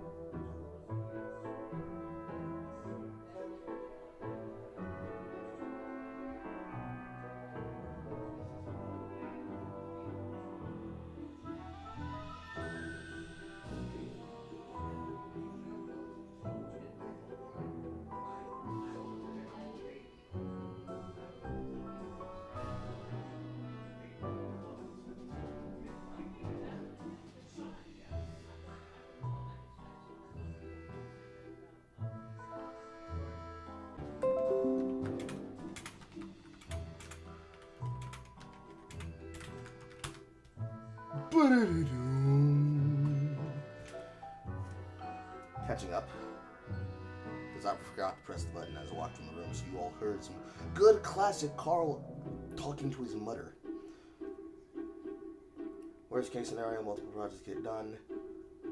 For me, my issue is procrastination. Anytime I worked on any of my projects, if it ends up going on hold or hiatus and never gets done at all, that can very much be a case problem for me. Lord knows that I've started and ended multiple things that would have been considered LPs that I haven't continued doing simply because new games came out and I played new games. To prevent that from happening to me, I've instituted a rule for myself where I'm not allowed to buy new games until I've completed an old game. So, I'm not allowed, once the payment for this month comes through towards the end of this month for June, I'm not allowed to buy a new game in the form of Doom: The Dark Ages until I finish playing Expedition 33. It doesn't mean that I have to do 100% all the content, but I need to play that game from beginning to end, because I bought that game to play that game on camera. This is part of the consequence of buying games that are a part of the zeitgeist for both interest, involvement, and money. Same thing I did with Monster Hunter Wilds. I did not play more games until I completed that game. And of course, that's a game that's a live service. That's always going to be around. And I'm pretty sure there are people who are currently getting their shit pushed in by Tempered Gore Magala, as well as those that chose to participate to fight the Tempered Raidao. But in general, alongside the Street Fighter Akuma project, there are just some people that are getting their shit absolutely goddamn rocked. Absolutely goddamn fucking rocked. But you know, whether I choose to play another live game, such as Wilds, or in this case, Helldivers, to get involved in that, or another live type game, because tomorrow, on June 5th, will be the live stream production and premiere of Secrets of the Atlas. While I probably will not be participating inside of the PoE League, unless there are other people doing it, simply because between playing Path of Exile 1 and playing Path of Exile 2, it's the same feature behind playing something that I put together, like how I put together the private leagues for May, since they offered us the PoE 1 private leagues. If there are not people who are going to get involved in doing it, it is better for me not to put my interest and time behind that, instead put my time onto something else, because I would need to put that energy into a project. So like, it'd be fun to play with people on camera, but if I'm going to broadcast it, I would like to have it be an event that everybody can be a part of. And I do not want to put my energy into a thing like that if there is not more people willing to participate than there are people who are willing to watch. That sounds weird, but I'm going to try to explain this as best as I can. Basically, for me, let's say there's 10 of you. Assuming everybody has the ability to do everything, because a lot of the reason why is that some people just don't have the computer space to do it, they don't have the time to do it, they have to do work, blah, blah, blah, blah. There are 10 of you. Your computers are the most souped up processor ever. I say, I want to do a thing. 6 of you say, well, I'm only really going to get involved if everybody else is doing it. 1 of you say, absolutely, Carl, I'm down. Whatever you want to do, I'm ready to do it. And the other 3 say, well, I want to do it, but I don't know if I'm really going to like it. I'm probably going to pivot from doing that thing and then put my time into that other thing that requires my attention. So, going back to the editing problems. Since we now live in the timeline where Callum wants to return to being editor for free, if Sea-Dog wants to say, definitely, I'm down to do that work, the time and the effort and the editing and the material, whatever it is we gotta do to make it fucking work, I'm down for it, Carl. Whatever you need, I'll do it. If even I have only one person, and the 2 of us together are doing it on camera, I'd be more likely to do it. But if the point of doing it is to have a community effort together, that's the CC behind the G, the community, or rather the CG, the C behind the GG. If community group gaming requires people to be in the community, but the community themselves will not come together to be a part of the work, I might as well not even try. I should just put up the thing there and then allow whatever to happen to do with the work, and whatever people choose to invest their time into, if they want to fuck with it, I pivot towards it. If they don't, I pivot away. I try an idea, the idea doesn't work, I don't get crestfallen about it, I don't get sad, I don't get depressed, it's just, it is what it is, keep pushing, keep pushing. keep it pushing, because I have to keep coming up with ideas. I can't slow down the gravy train. Now, with personal friends who I know, like one of the ideas that I'm currently chasing with a group of 4 to 7 of them, myself included, for a total of 5. There are some people that are only willing to jump in if it's one of the particular fucking streamer funny meme games. Like Lethal Company, or Repo, or, what's the other one that I was playing with horror? Content Warning, or other such funny meme games. I usually don't play those, because, as I experienced on my first time play, doing it inside of DevCord, there are some people that don't really have the best interest of what works for content in mind. And I'm not saying that from the position of an elitist saying, ugh, I'm being forced to socialize, but from the position of, it's my first time playing a video game. I'll tell you exactly what happened to me that made me really, like, extremely sour on it, and reminded me of the reason why I don't. We were playing Repo. We went to the shop. We were inside the shop. We went to that section of the ceiling where there's like a lower human skeleton and a cluster of grenades and a human grenade. I asked the question, why is this called a human grenade? And instead of answering my question, one of the people involved in the situation detonated the grenade, killed me, reduced my health to 0, and then only after, by using the trick that's supposed to be used with buying items to revive my character, did my answer finally get answered as to why it was called a human grenade. Instead of answering my question, they made me feel completely on the outs and isolated from it, and instead of including me in the fun, disincluded me and made me the subject of the fun. And that kind of thing, I don't want to make people feel like, and I also don't want to feel like in the work. Although, I chose to brave it out, like a good little boy. I chose to brave it out and manage it because there was no need for me to spurg. There was no need for me to get upset. They thought it was funny, and I got my vengeance anyways. Wasn't that big of a deal. It was what it was. Dealt with it and tolerated it for the fun, because it wasn't something happening on the stream. It wasn't happening something like that. It was just people chilling. But that kind of focus and trying to materialize that kind of effort, that kind of thing is everything. Because it's not just the content, it's also the vibes of the content. But I don't mean like vibes as in, ugh, this person gives me bad vibes, they seem like they're a really bad person. We shouldn't do things with this person because I consider him to be bad. Boo, the vibes are off, the vibes are off. I mean, like, the vibe is, if we're having fun, it shouldn't matter what happens. That doesn't mean that it doesn't matter. It's just, in that moment, grin and bear it, accept it for what it is, and then try to do something to improve morale. Because that's what you do when you're an idea person. That's what you do when you're a content creator. The show must go the fuck on. Whether it's on air or off air. Especially if it's not being recorded. Be the kind of, you shouldn't care about, you should know what kind of person you are in the dark, blah, blah, blah, blah, blah, blah, blah. You should care about who you are at 6:15 on Tuesday, every Tuesday. Consistency matters. Me, it matters to me that I not get angry at that person because I know they were doing it because they thought it was funny, and even if they were intentionally trying to piss me off, it's not that big of a deal. But if in that idea there is 10 of us in a group, technically 11, if there are 10 of us in a group, and 6 people are afraid of being put in that position, and another 3 people are only willing to, well, technically, reverse. If there are 6 people who are only willing to get in, if another 3 people jump in, and 3 people are scared to jump in because they have no idea what's about to happen to them, and I have 1 person who's dedicated to it, while I could put that content out of me and that 1 person with the other 9 watching as material in a short form edit, or a long form edit, or a 3-minute edit, it doesn't mean that that's the majority of most of what my content should go in the direction of. I should instead do the thing that I've always done, which is the material work that I'm always known for doing.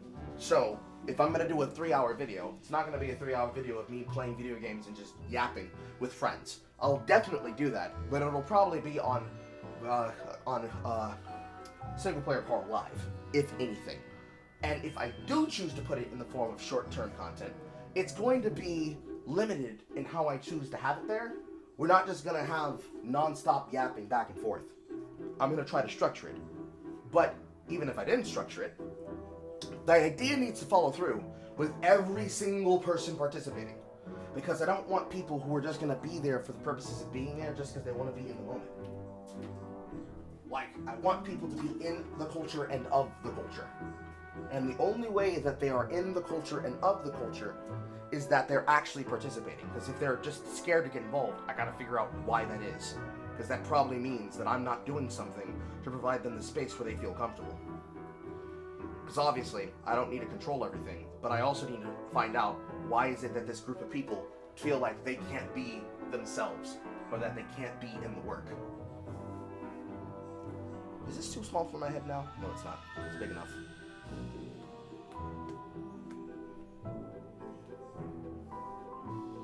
Because, like, I can micromanage content. I should not be trying to micromanage people. You know what I mean?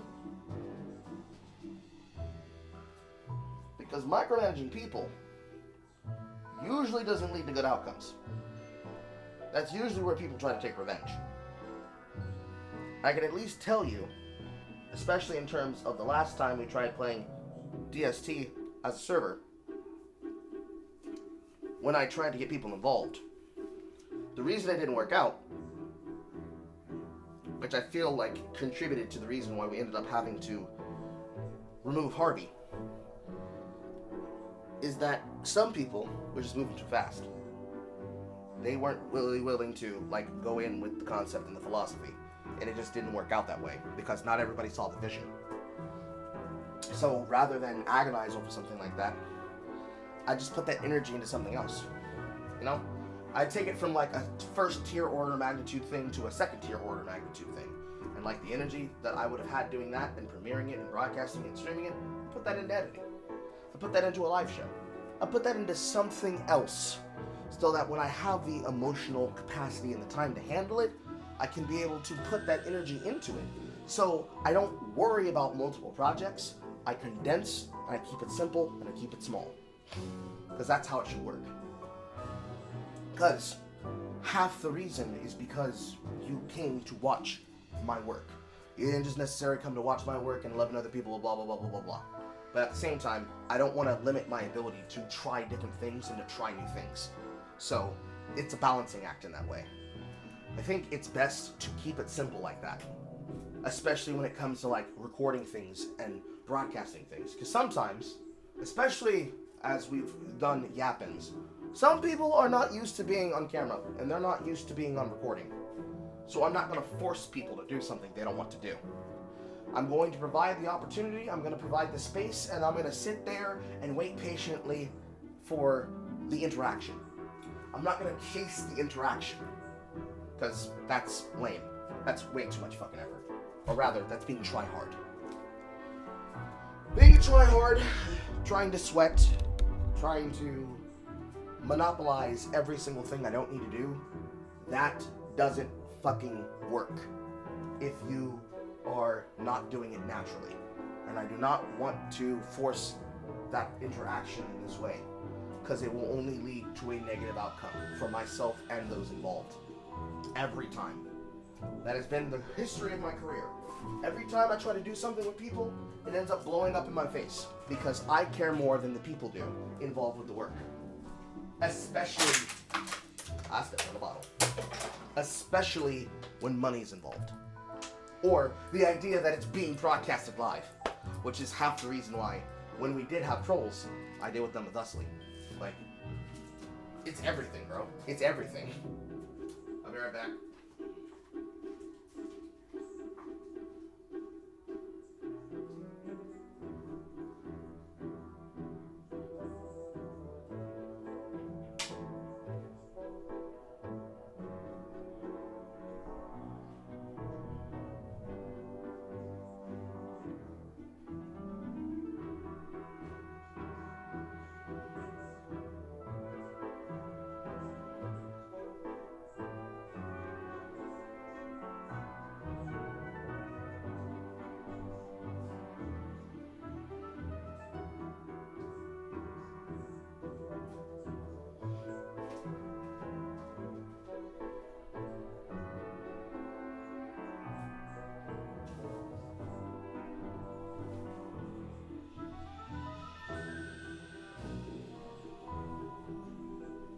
double check.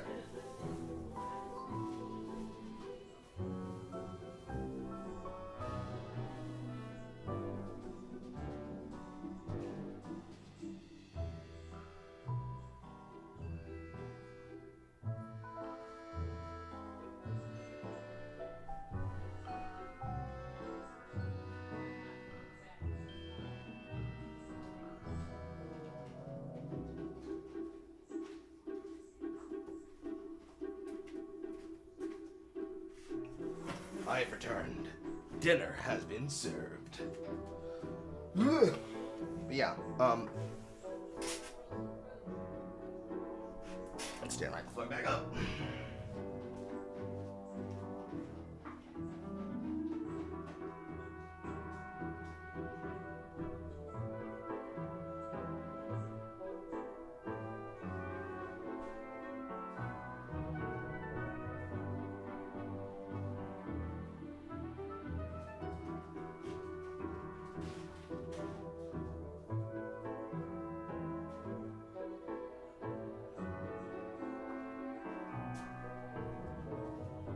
So, like, responding to something that somebody else said in the chat, let me scroll to where I saw it.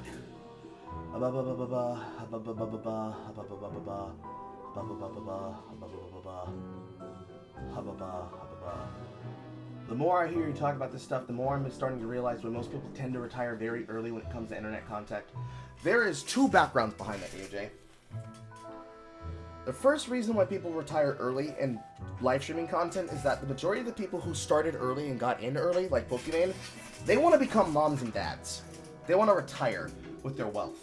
And the longer that they stay in content, the more likely they are that they're going to be made into content. So to avoid being made a target by people who otherwise know nothing about them and will fuck with them and fuck around about them in any fucking way possible, they want to make sure that they aren't victimized by the culture that they helped profiteer. If you think about it like this, they're basically the equivalent of boomers. That's what they are. They are the equivalent of boomers.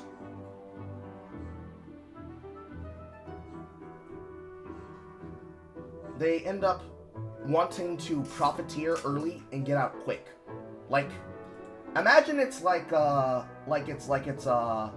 being a corrupt business mogul who does environmental pollution. They want to make their money fast and quick, and they just dump and dump and dump and dump and dump, and then they want to quit on a high note. Everybody remembers them as a success. They make their money off of people. They make their money off their deals. They continue to work privately by making monetary deals and businesses and ad reads. But the fucking sludge, the sludge they leave behind in their wake, it destroys the ecosystem for everybody else that has to follow behind them. And this is definitely the case with the streamer nepotistic class, such as Pokimane and Hassan Piker. We end up being punished for their choices. And then we're told, nigga, stop crying, stop complaining, just work through it. What are you, a bitch? Why are you always whining? Why do you care about how these things are? It's just the way it is. It's like dealing with boomers. Rather than be assured and understand that pull yourself up by your bootstraps doesn't work. There are multiple factors that are responsible for the state of existence, for our issues.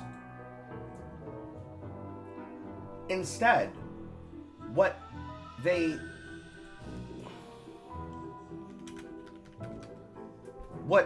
are concerned with is specifically and implicitly only focusing on their own outcomes. And so, they make their money off of the public. They disappear to a private life. They settle down, they have families, but they have left the fucking broadcasting server, the service, the syndication, everything we have to work off of, the ad deals, the business reads. They've left it worse off. Not better off, worse off. Twitch is a sign of that. TikTok is a sign of that. Even when I was discussing the nature of the drama that affected Streamer University, there was more people who had a direct interest with making money off of the drama than actually taking stock of what was happening because of people doing what they were doing in the material that they were consuming. They were more concerned with fucking up and fucking with other people than actually growing a community. So I'll use Twitch as a perfect example. In their desire to protect the Son Piker, they have ruined the broadcasting platform. They have taken away features. They keep trying to add extra features. They keep trying to force interactions with people. They keep trying to do a bunch of extra bullshit that doesn't fucking help people. They are just responsible for actively fucking raising everything. Just destroying potential interaction and engagement just to protect one giant fucking baby built around in perpetuity of forever. Because that fucking baby can't handle doing his job properly. And in doing so, has made everybody only worried about themselves and getting a bag for themselves. Not getting a bag with and collaborating and cooperating with other people. So Kai Cenat's idea of Streaming University, he's made his money off of it, sure.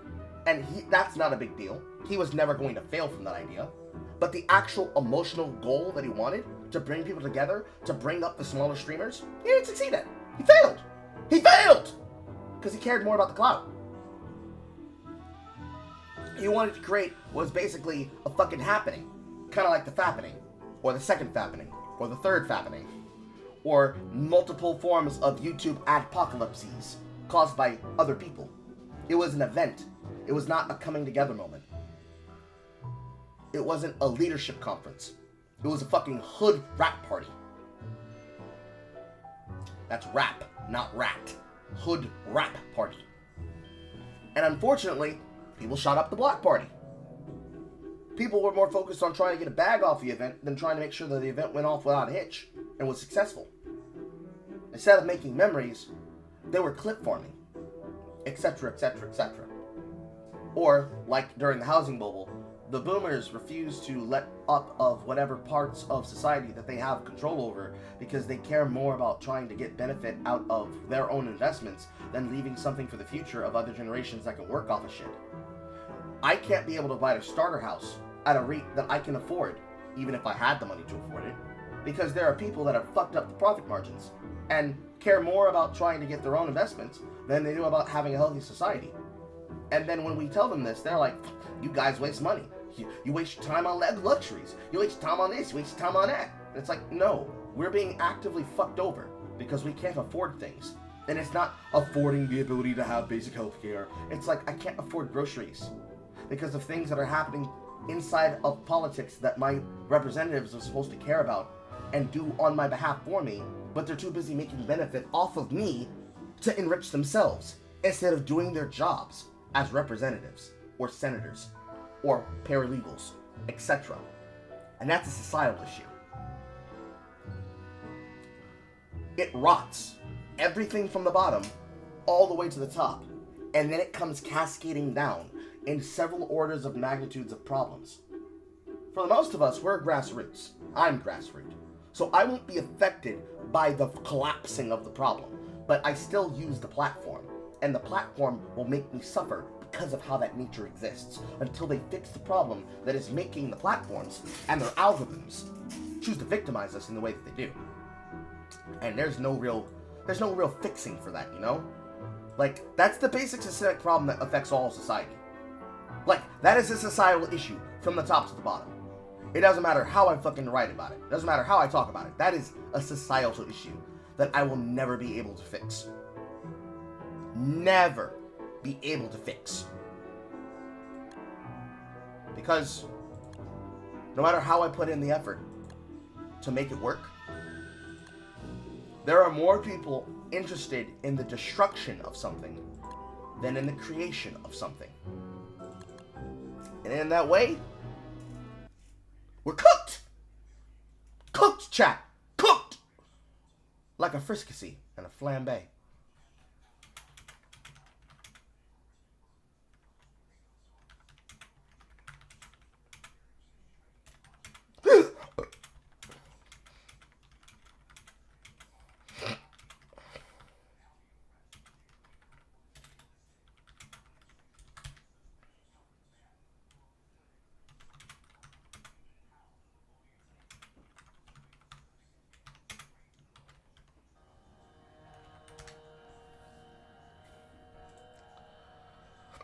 What shall I use again?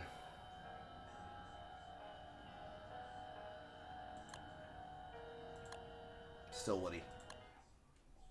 I hate hiccups.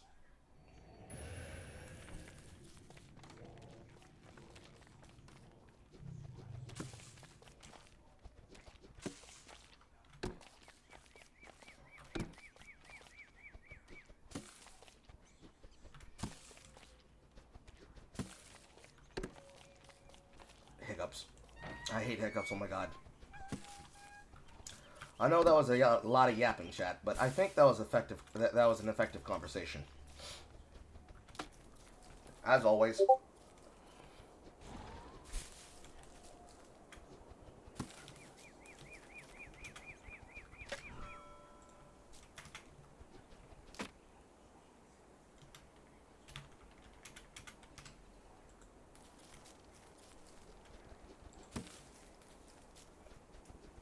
Oh my god, I've still got hiccups. Oh my god.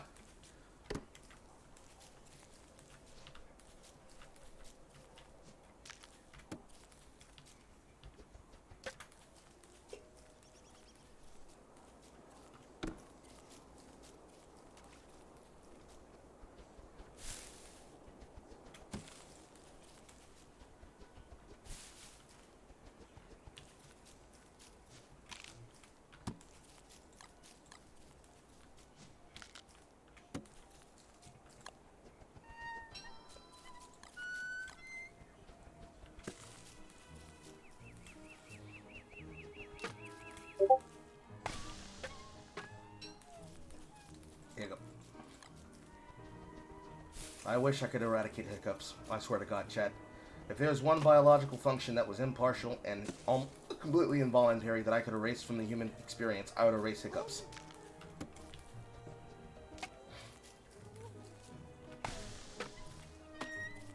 Ugh!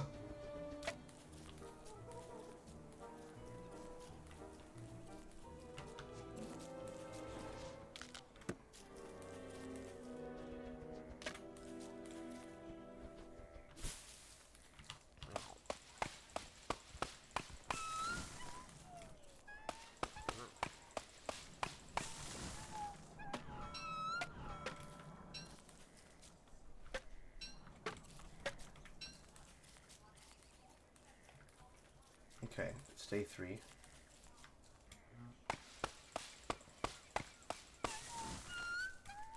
There goes 1.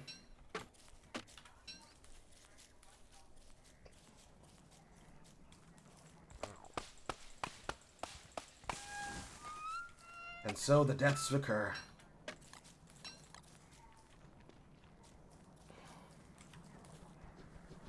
Mattel has left the game. Already. Sorry, I was cooking. Can you repeat myself? I will not be repeating myself. Amal.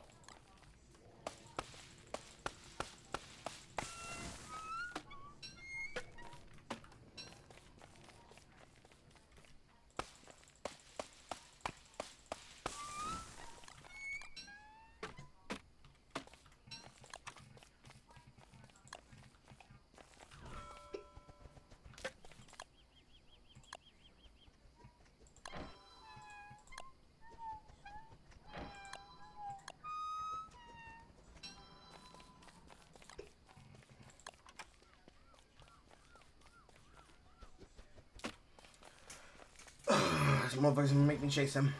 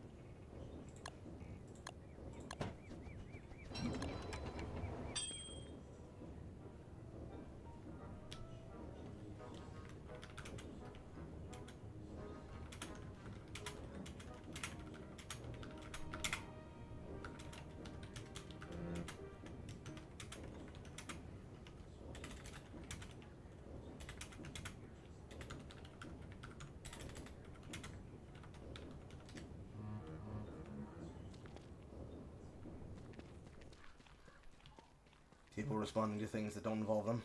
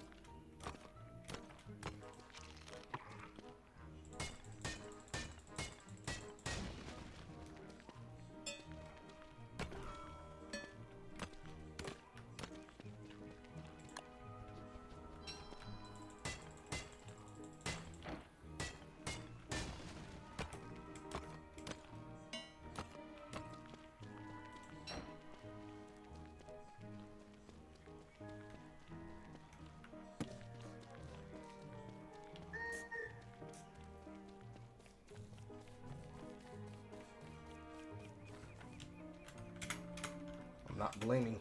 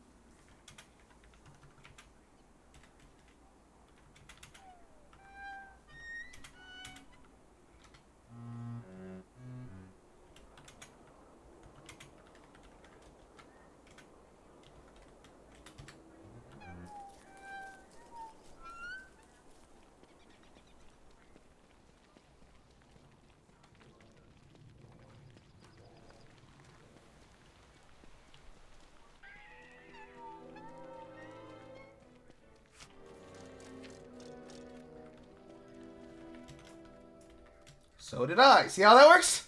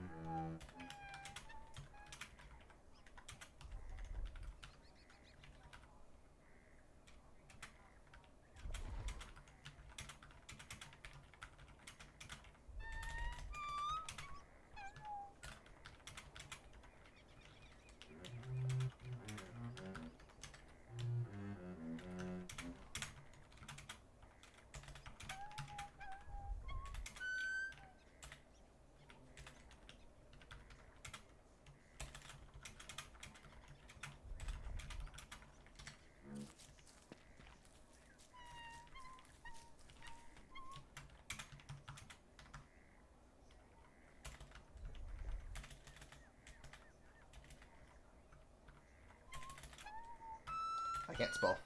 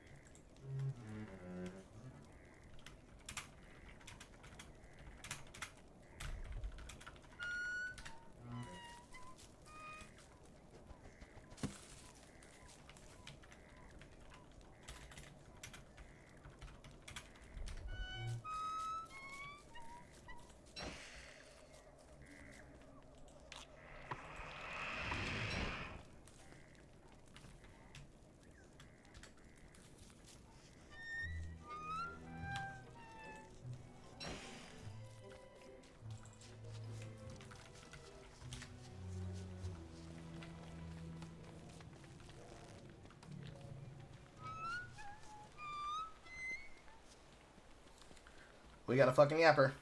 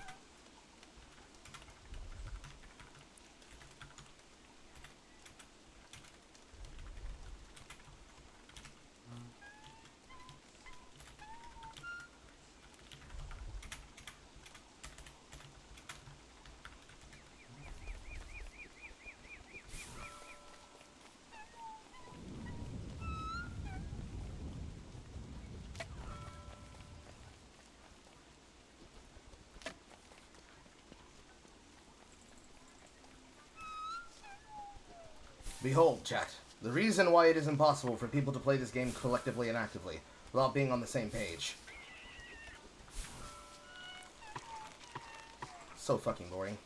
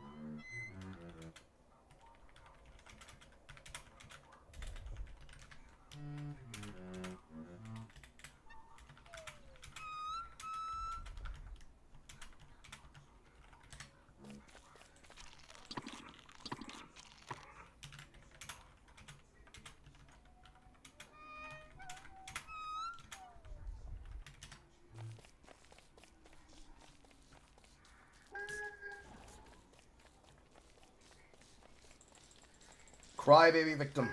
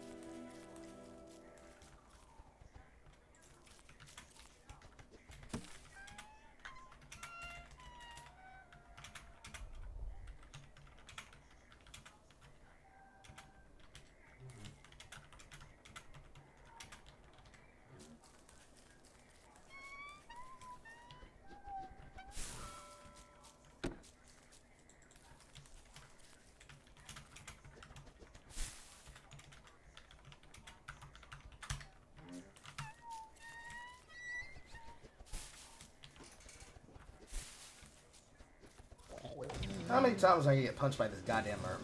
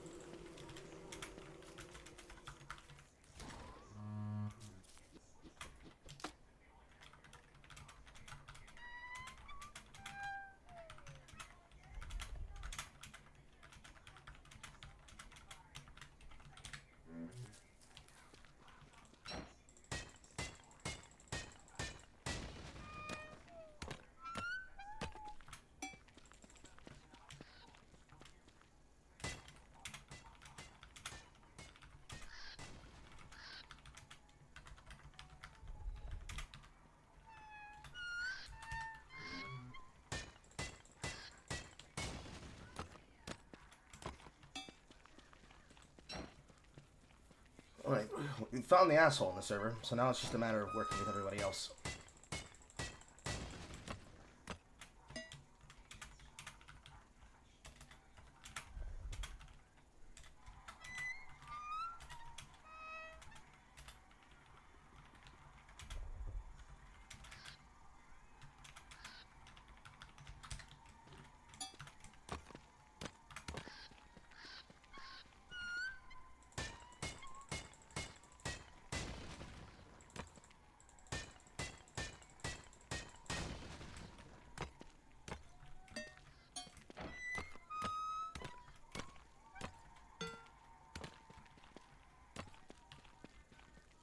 That doesn't really answer my question, but thank you for telling me.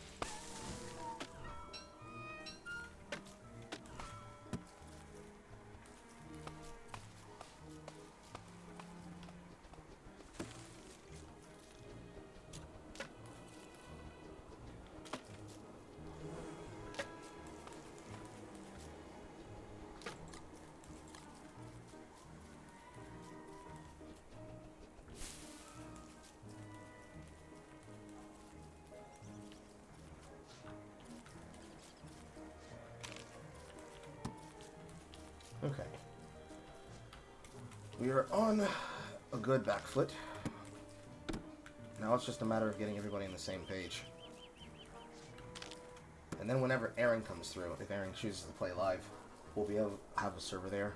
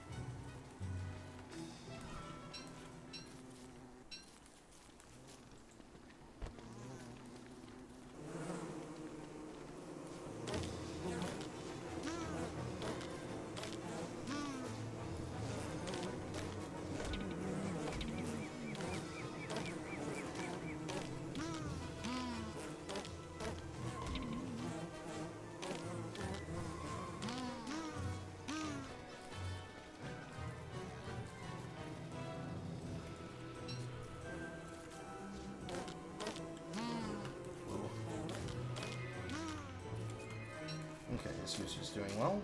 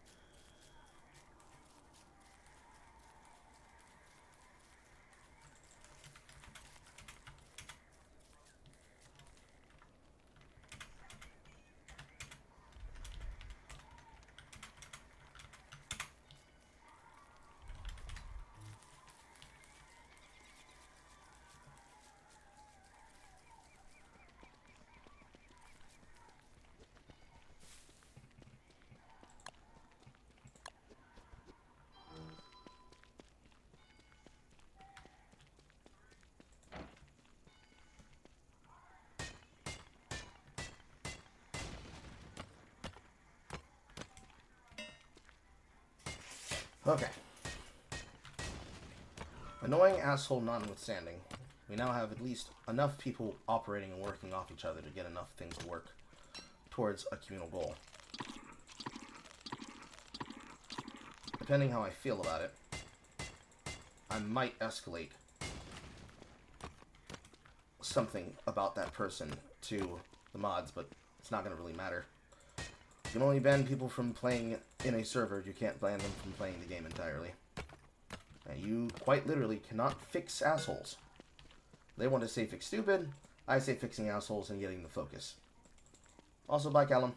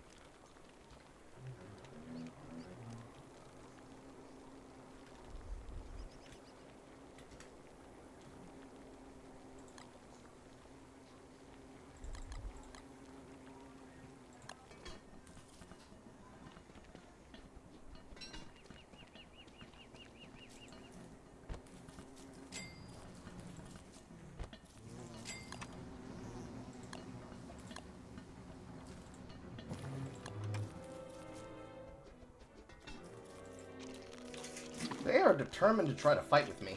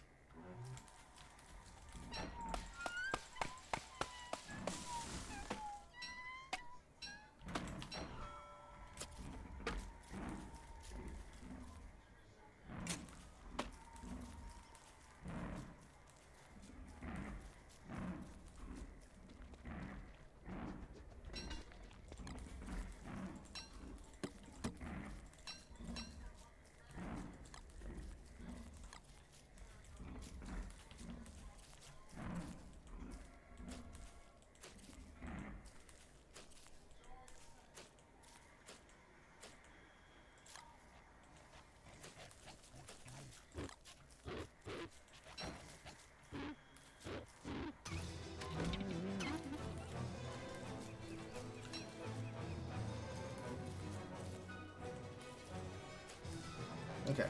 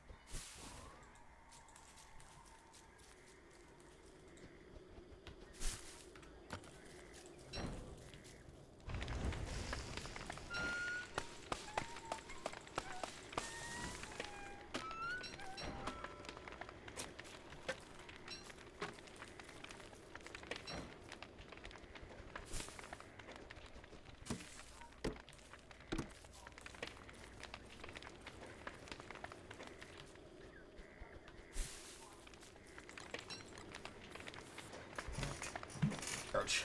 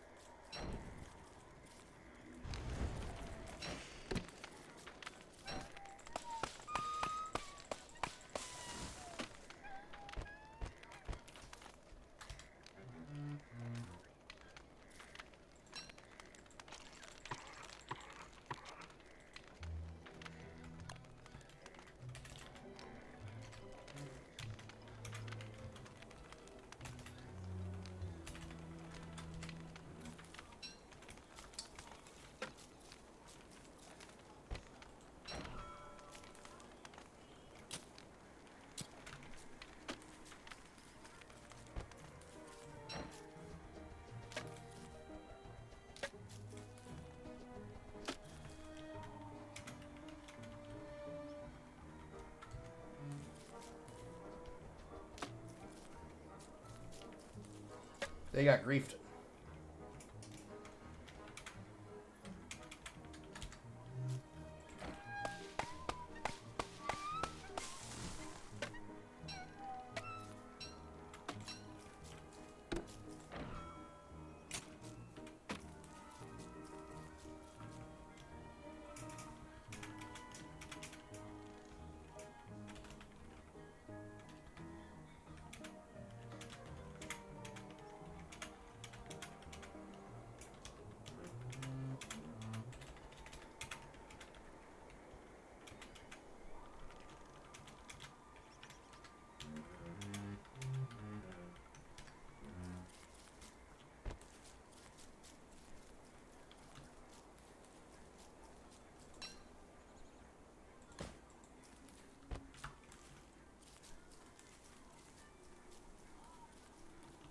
Oh, that's right. I ate the C's.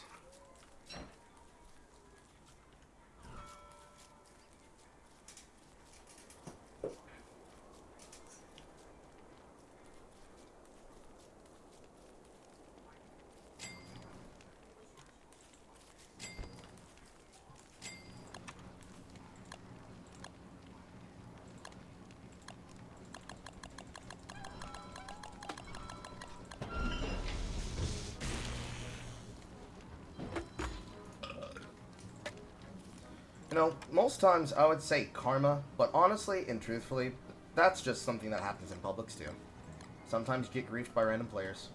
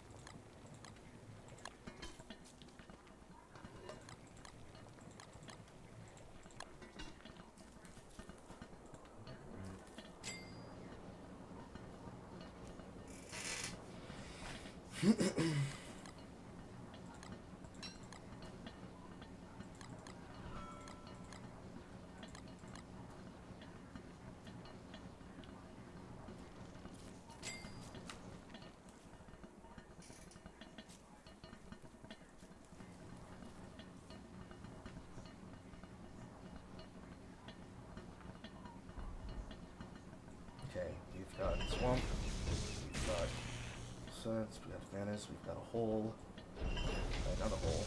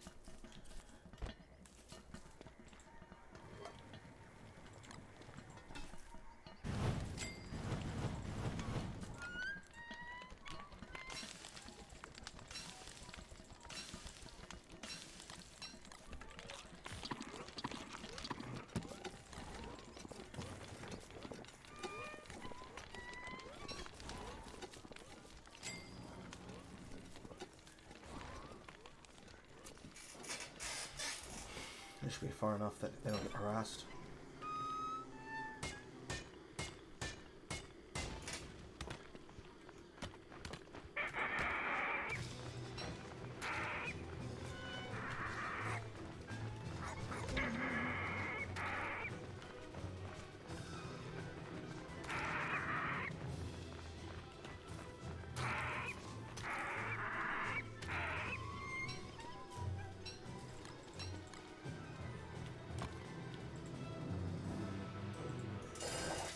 Okay, going under.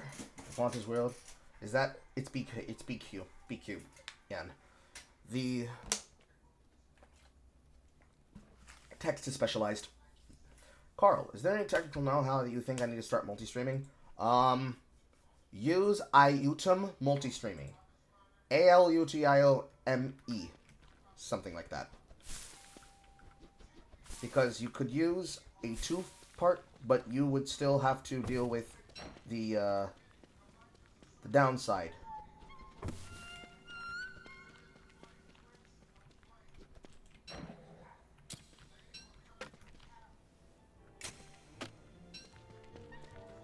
Which is that you'd have to possibly pay a service to give you extension links.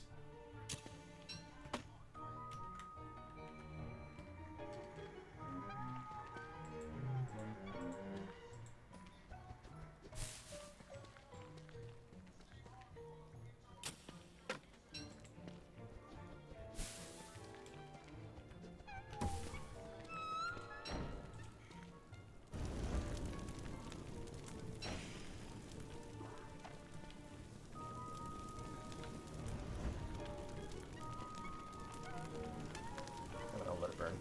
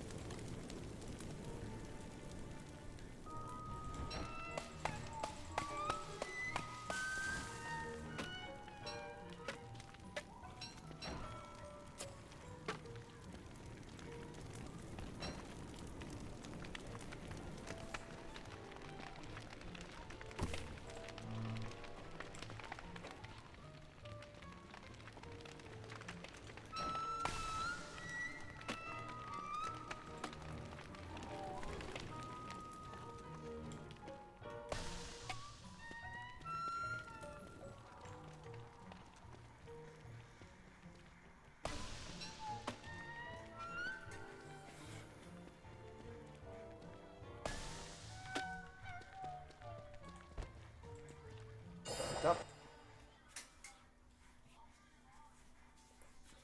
BQ is B Queen.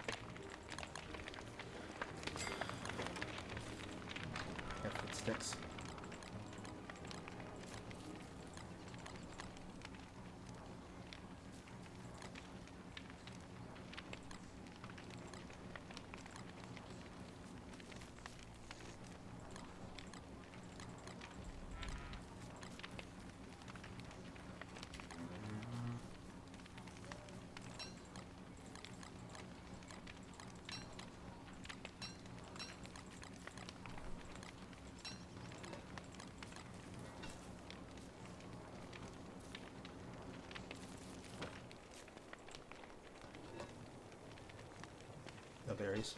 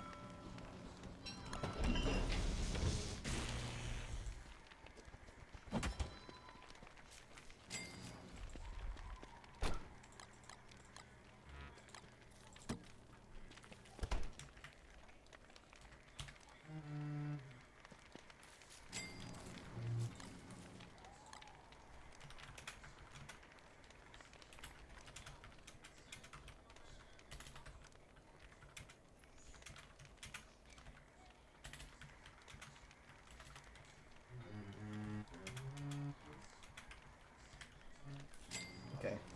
Jolly cooperation, and all it took was bitching out the person who was actively trying to annoy people, and being toxic about it. Excelsior!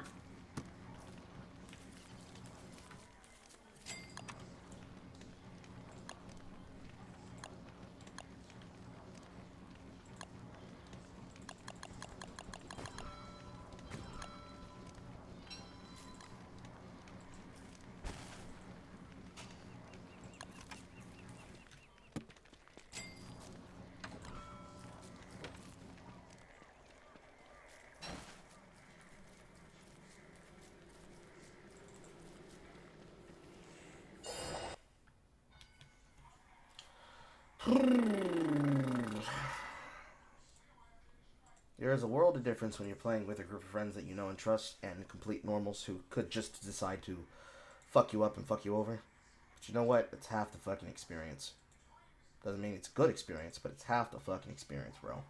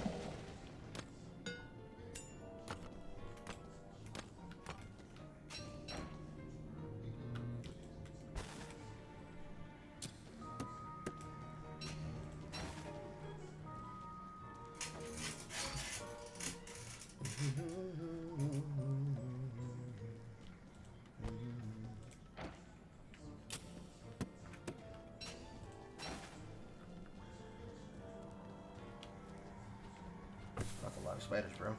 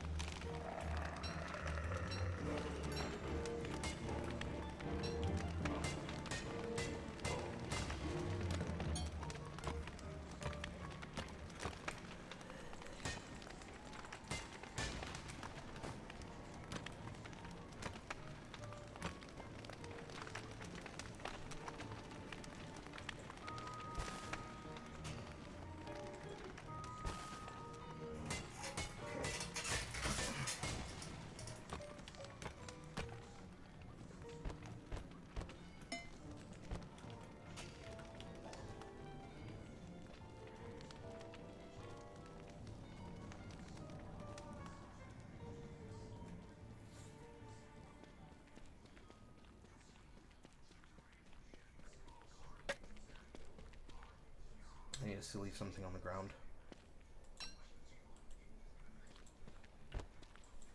There you go. Roop. Connect to reconnect.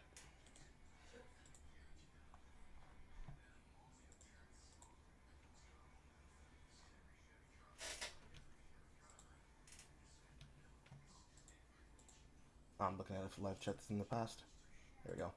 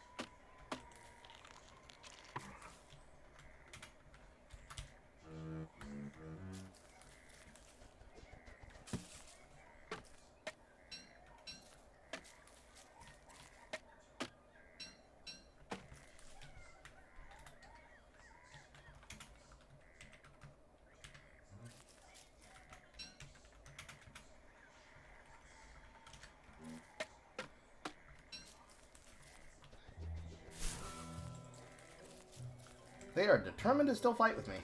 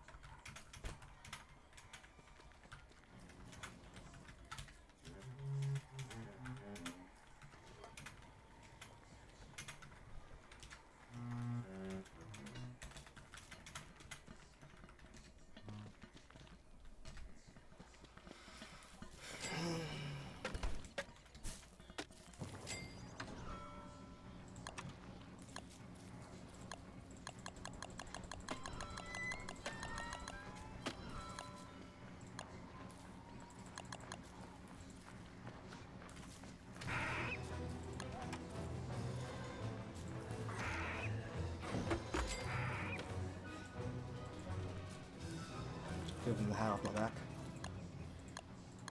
Just craft another.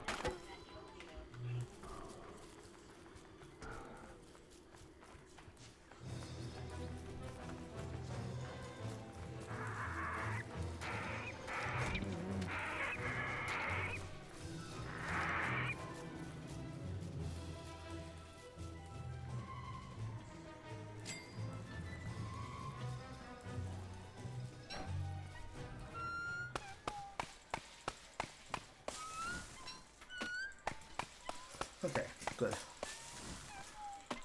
There's no point talking to these two any further. They're just dedicated to being assholes. So, we're just working around the people who we're working around.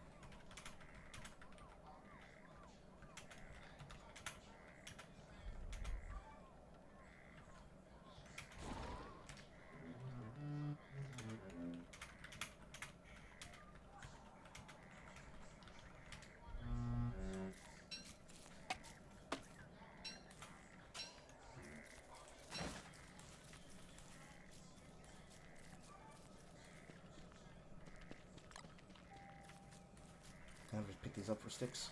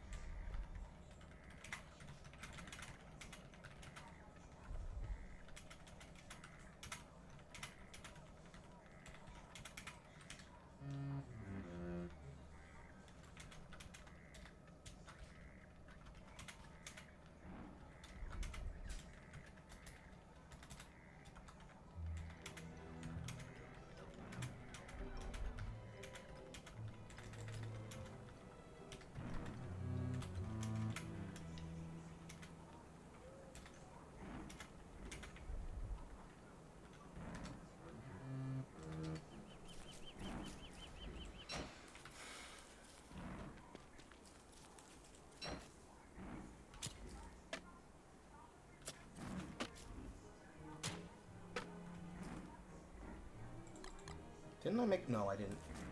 I didn't make a gold one because I specifically had the stone one still.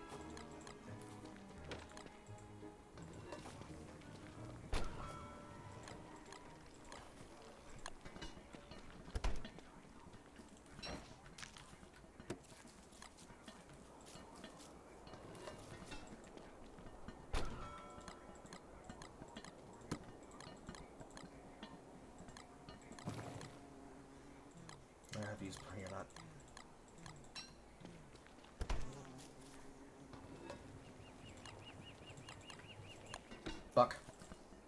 I didn't read before I clicked.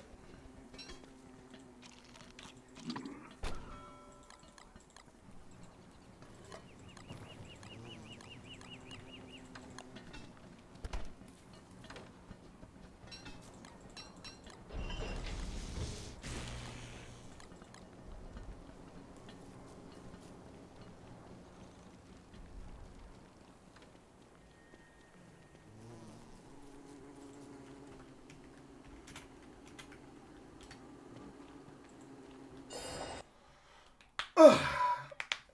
Stale cheese. It's about his dad. Paging the contact squad.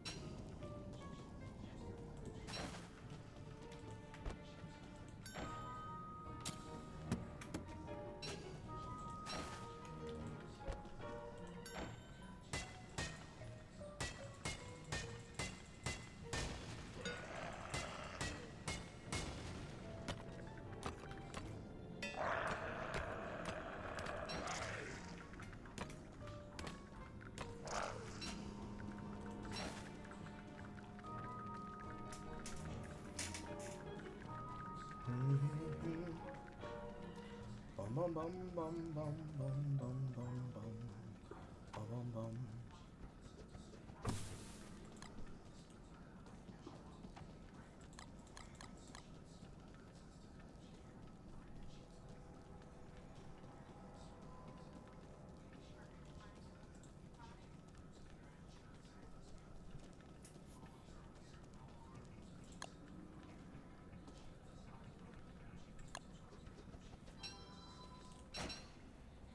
Get it?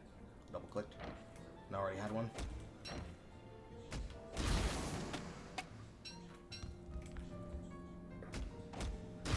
Costing myself fucking inventory space.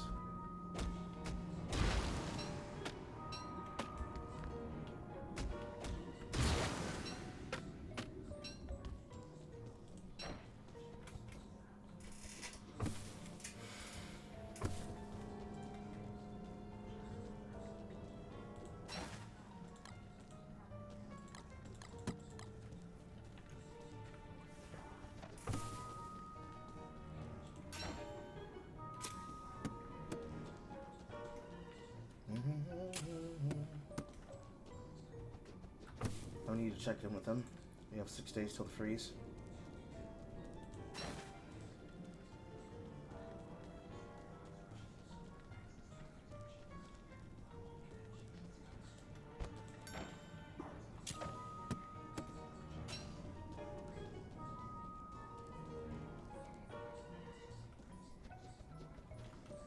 I'll actually harvest that first.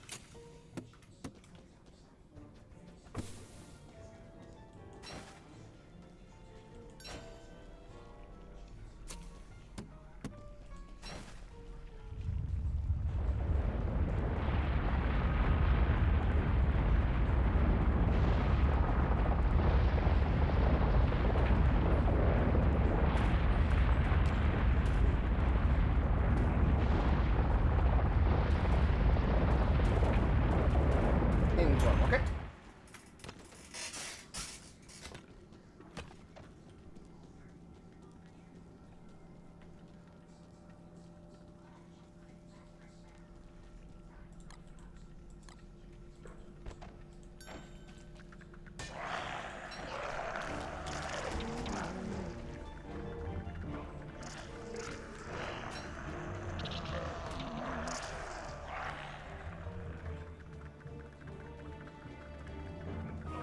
I should be careful and actually not push that.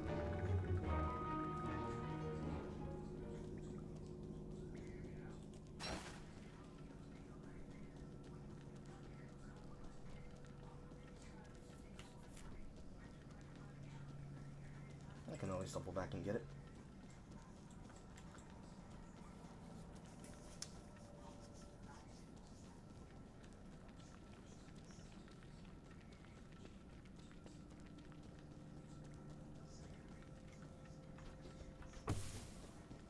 It'd be much easier to fight them when I have access to monster meat on demand. To solely deal with the Kitschy. I still can't say that fucking K word. Kitsy? Kitschy. It's like kitsch. Kitschy. Kitschy.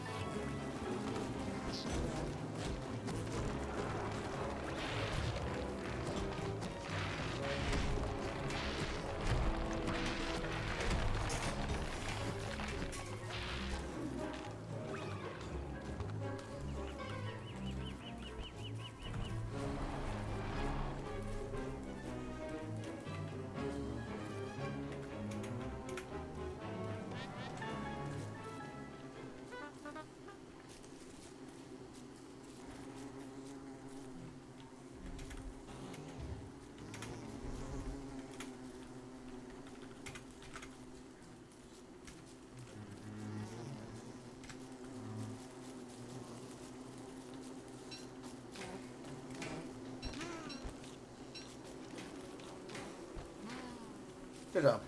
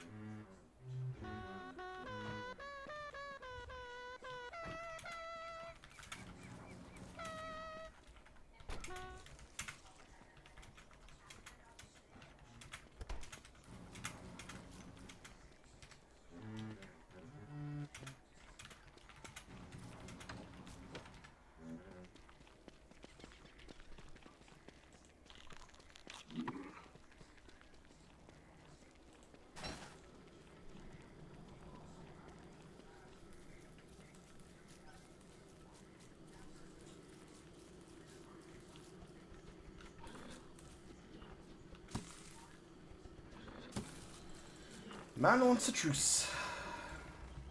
Let's see what's happening here.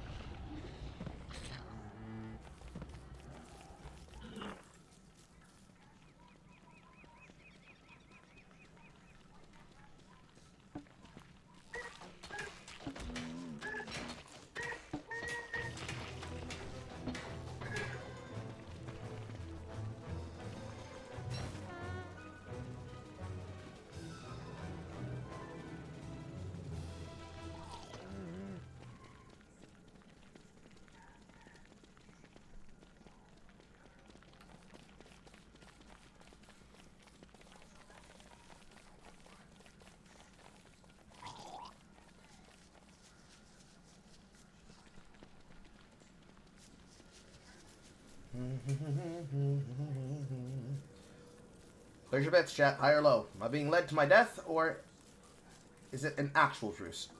Let's find out.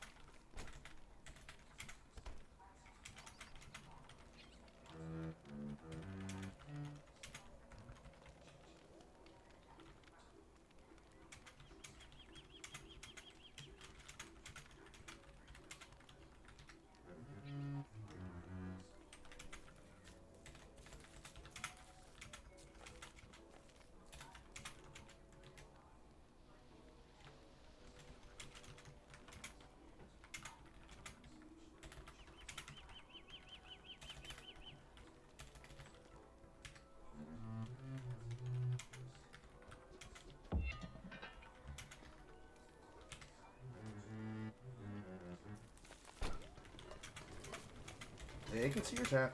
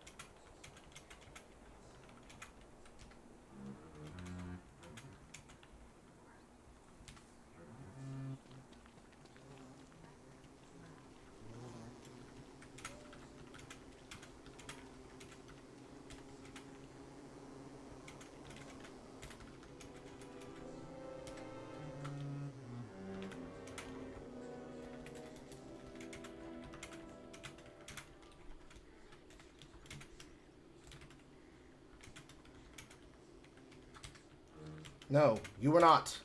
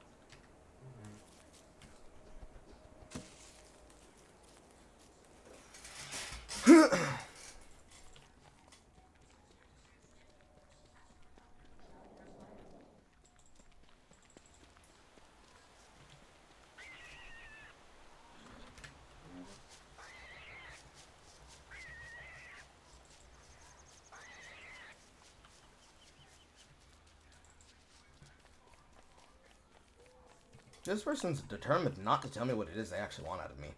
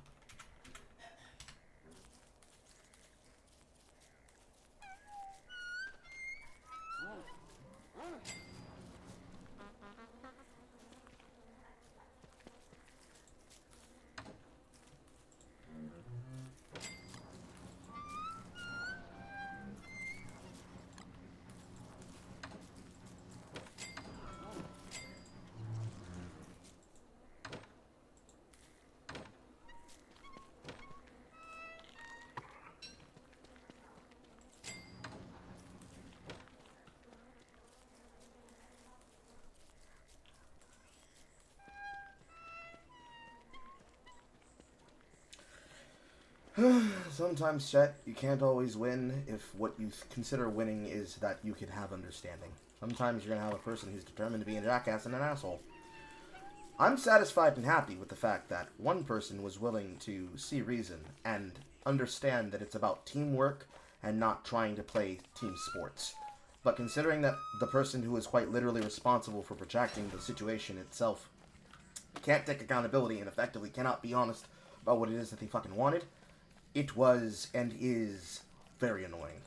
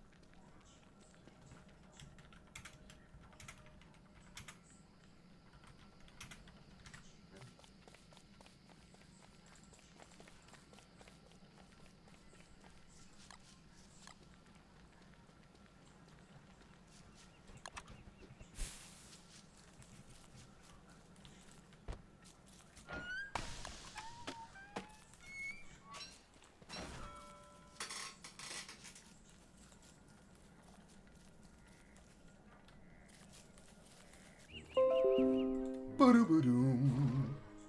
Where's that, boys?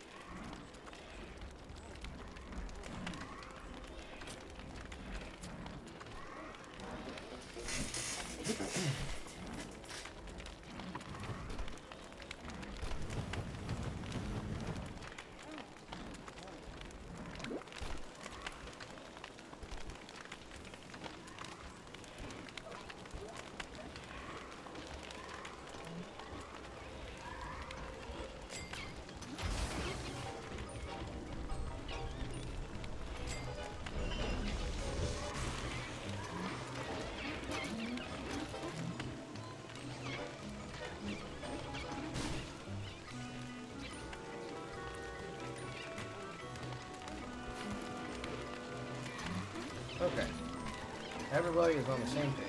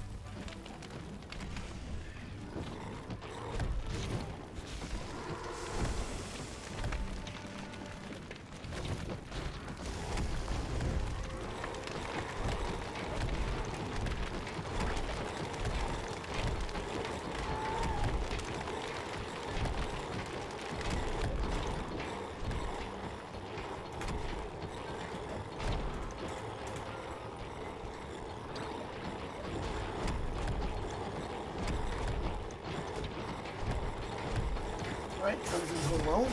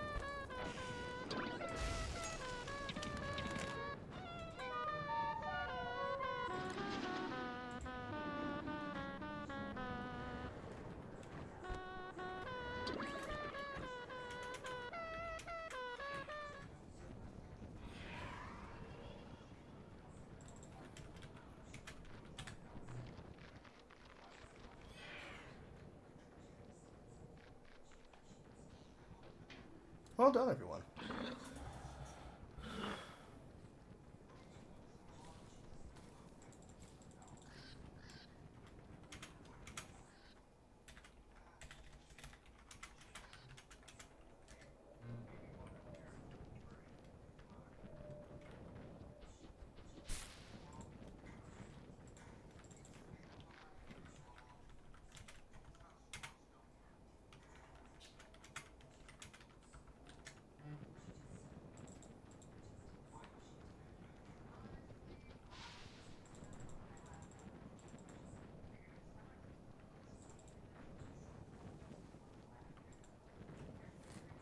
Itchy.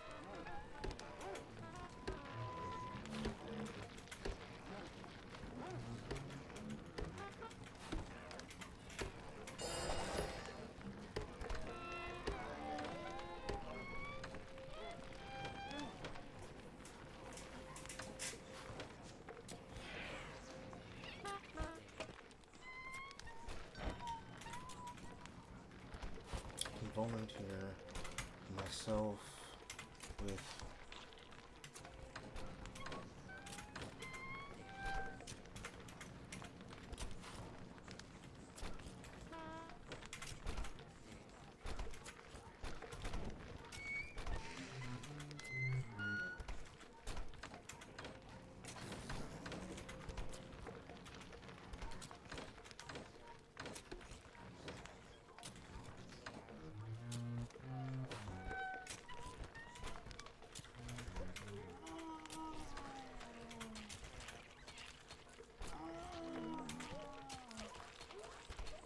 That's what I'm looking for.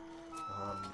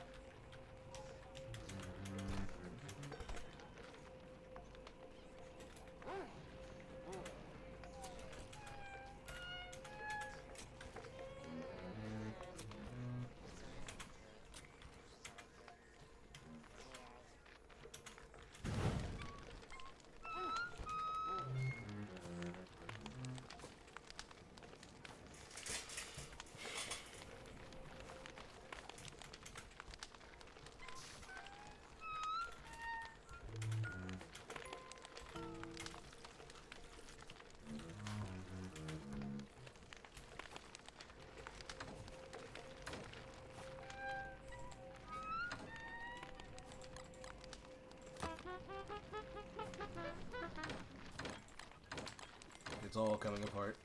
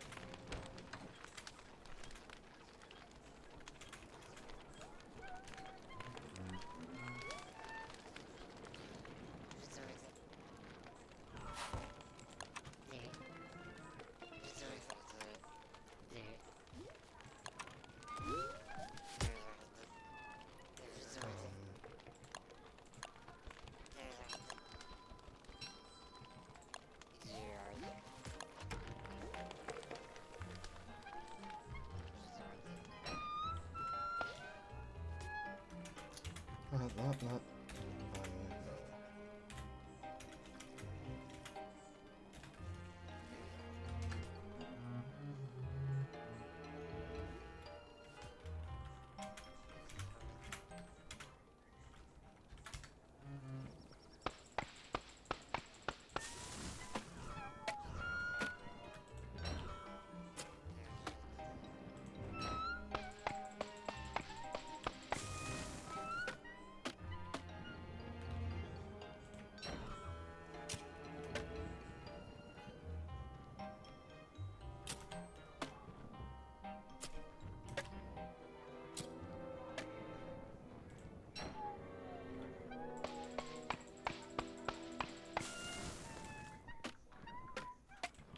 You're not responding.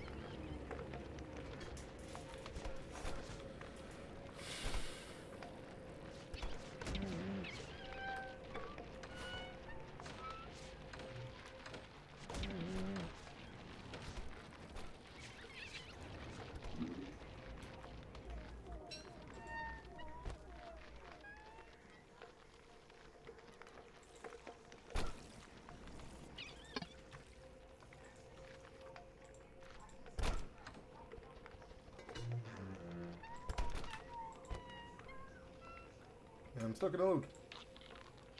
Okay.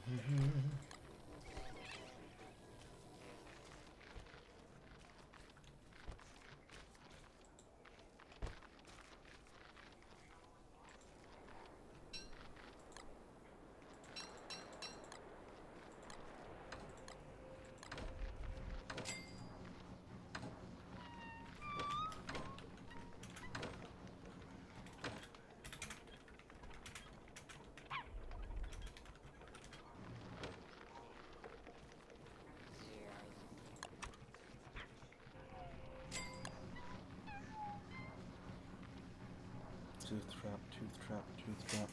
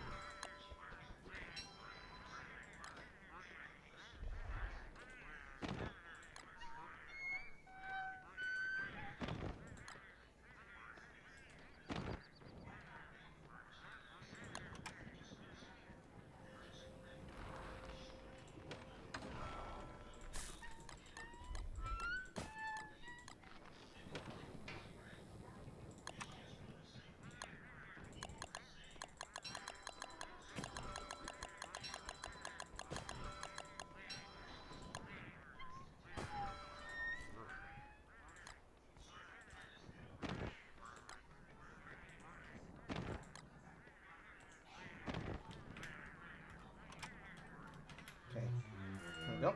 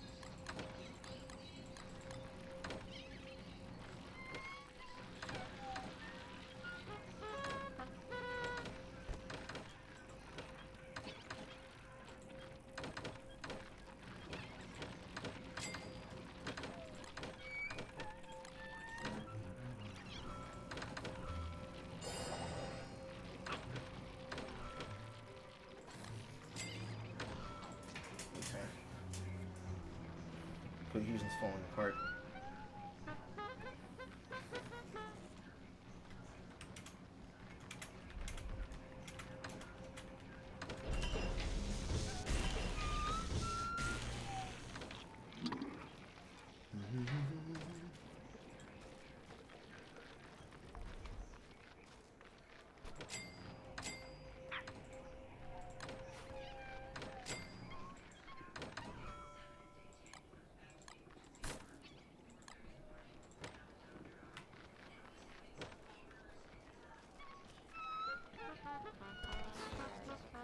No mention a word. Where's this go?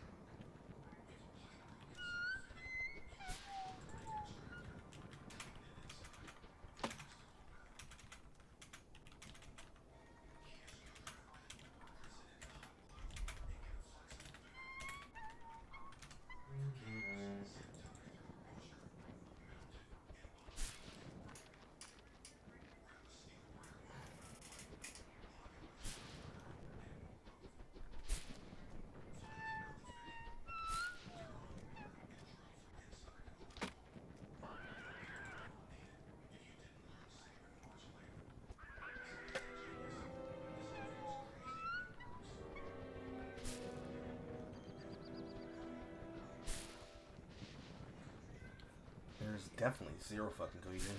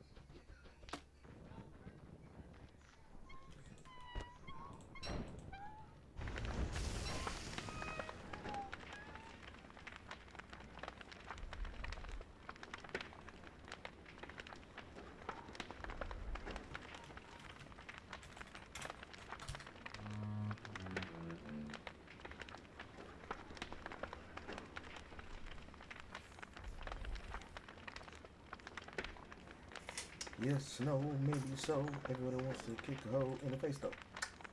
In the face though.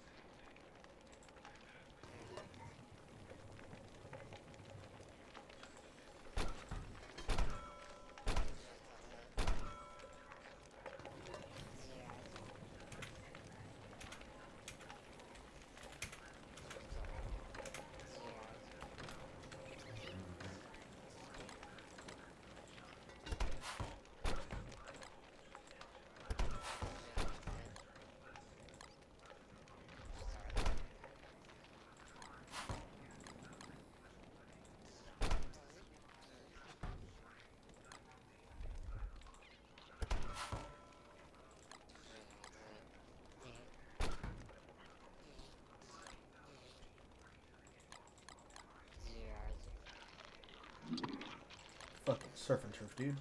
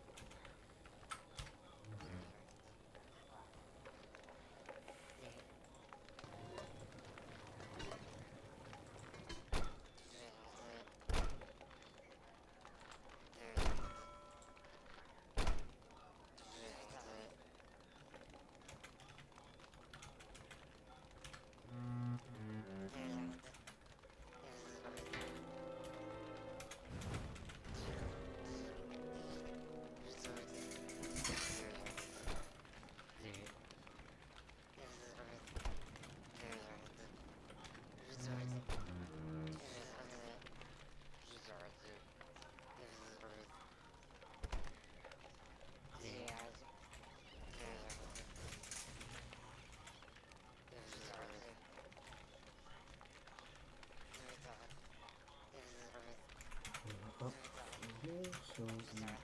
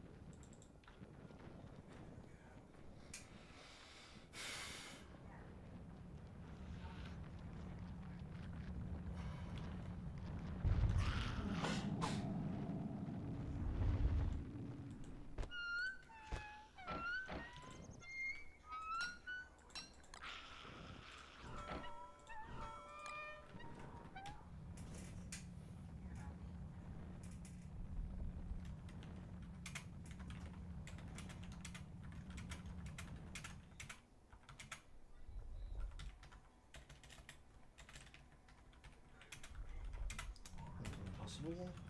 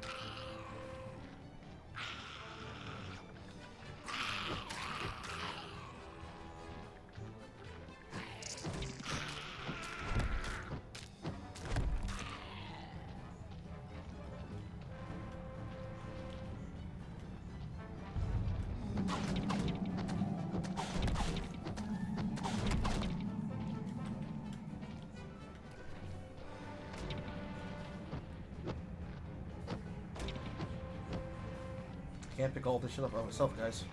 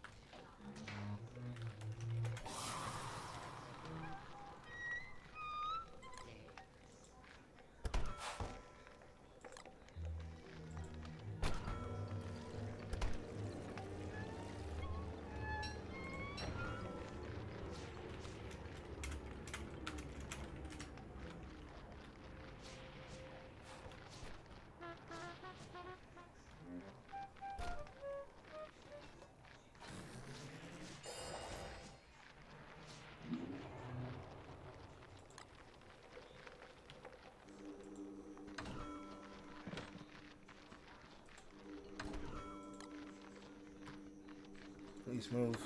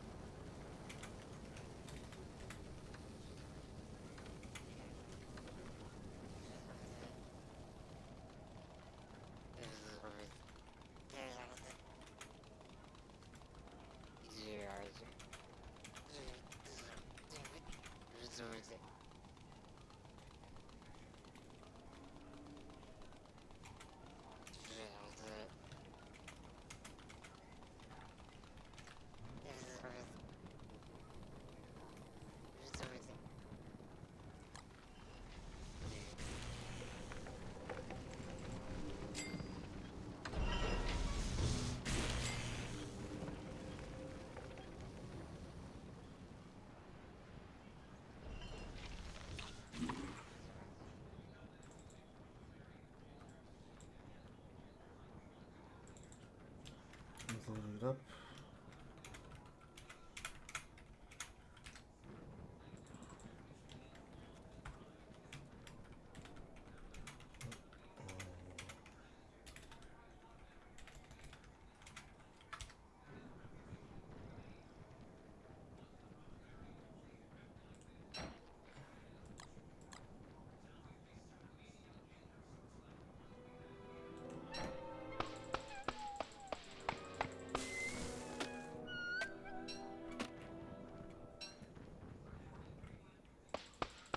Doop, doop, doop, doop, doop.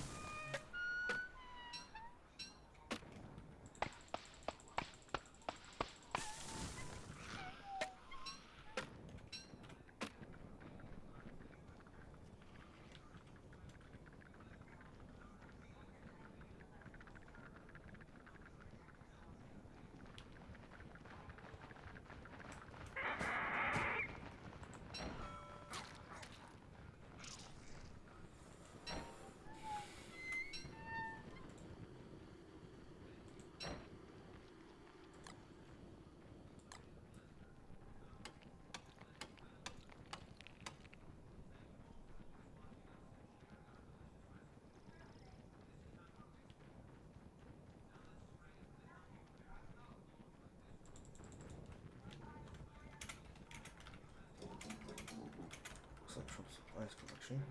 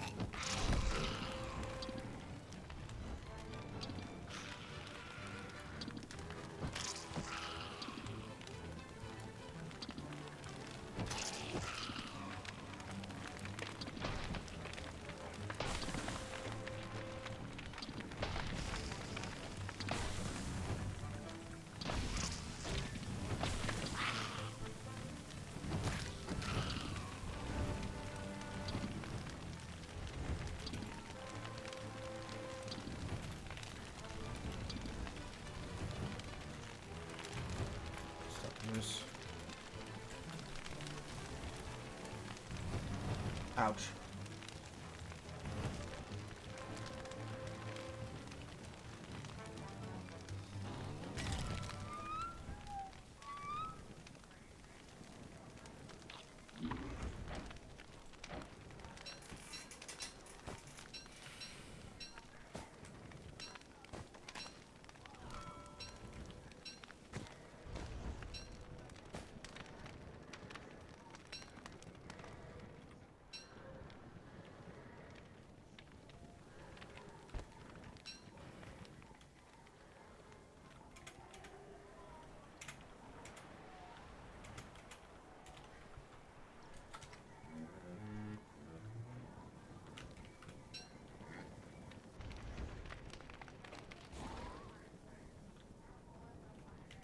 So where's the fire?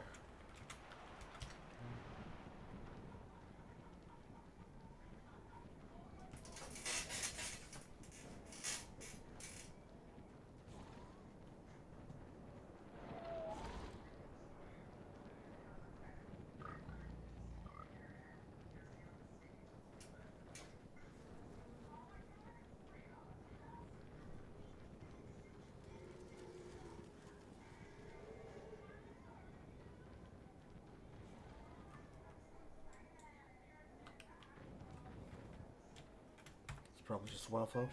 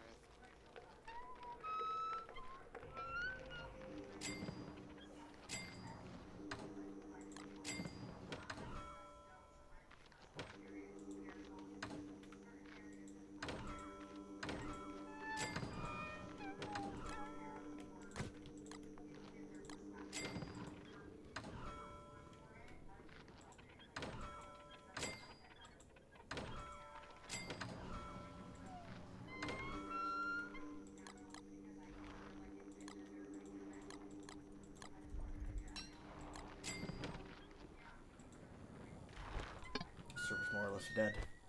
No one's cooperating, no one's communicating. Other than myself.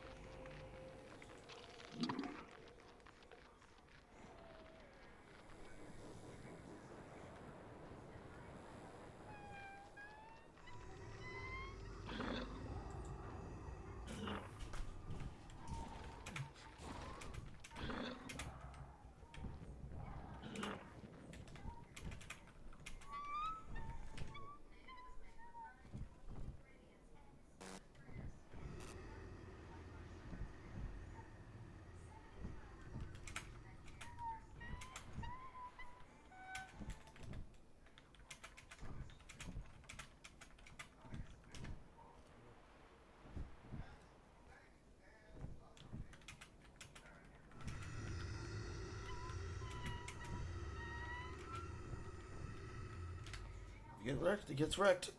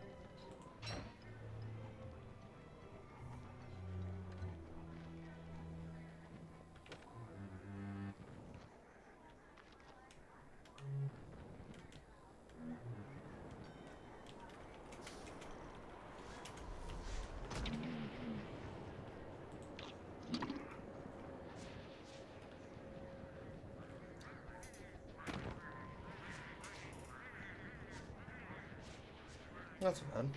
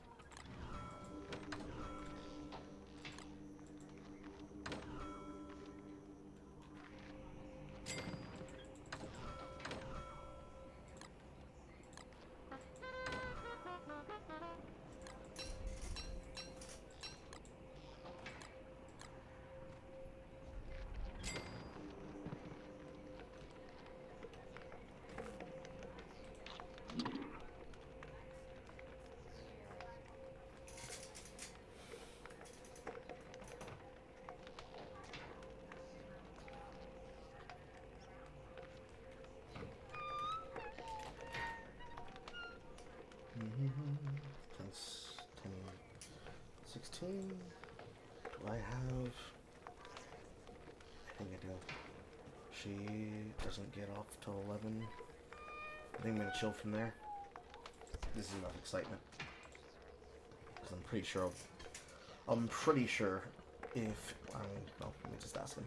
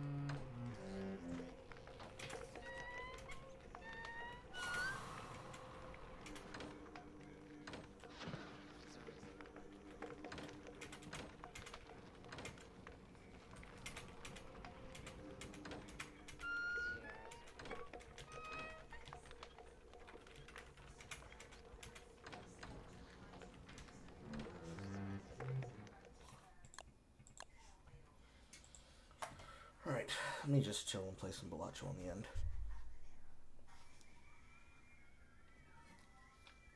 Well, one raid boss down, but we did not sustain it towards a direction for another raid boss. Sad to see. Unfortunate. And I'm going to wait until 11 so I could go do that thing that my mother said she wanted to do. I'm going to see y'all at a later date. Next time. Oh, fuck my spine. Yeah. Bye, everyone.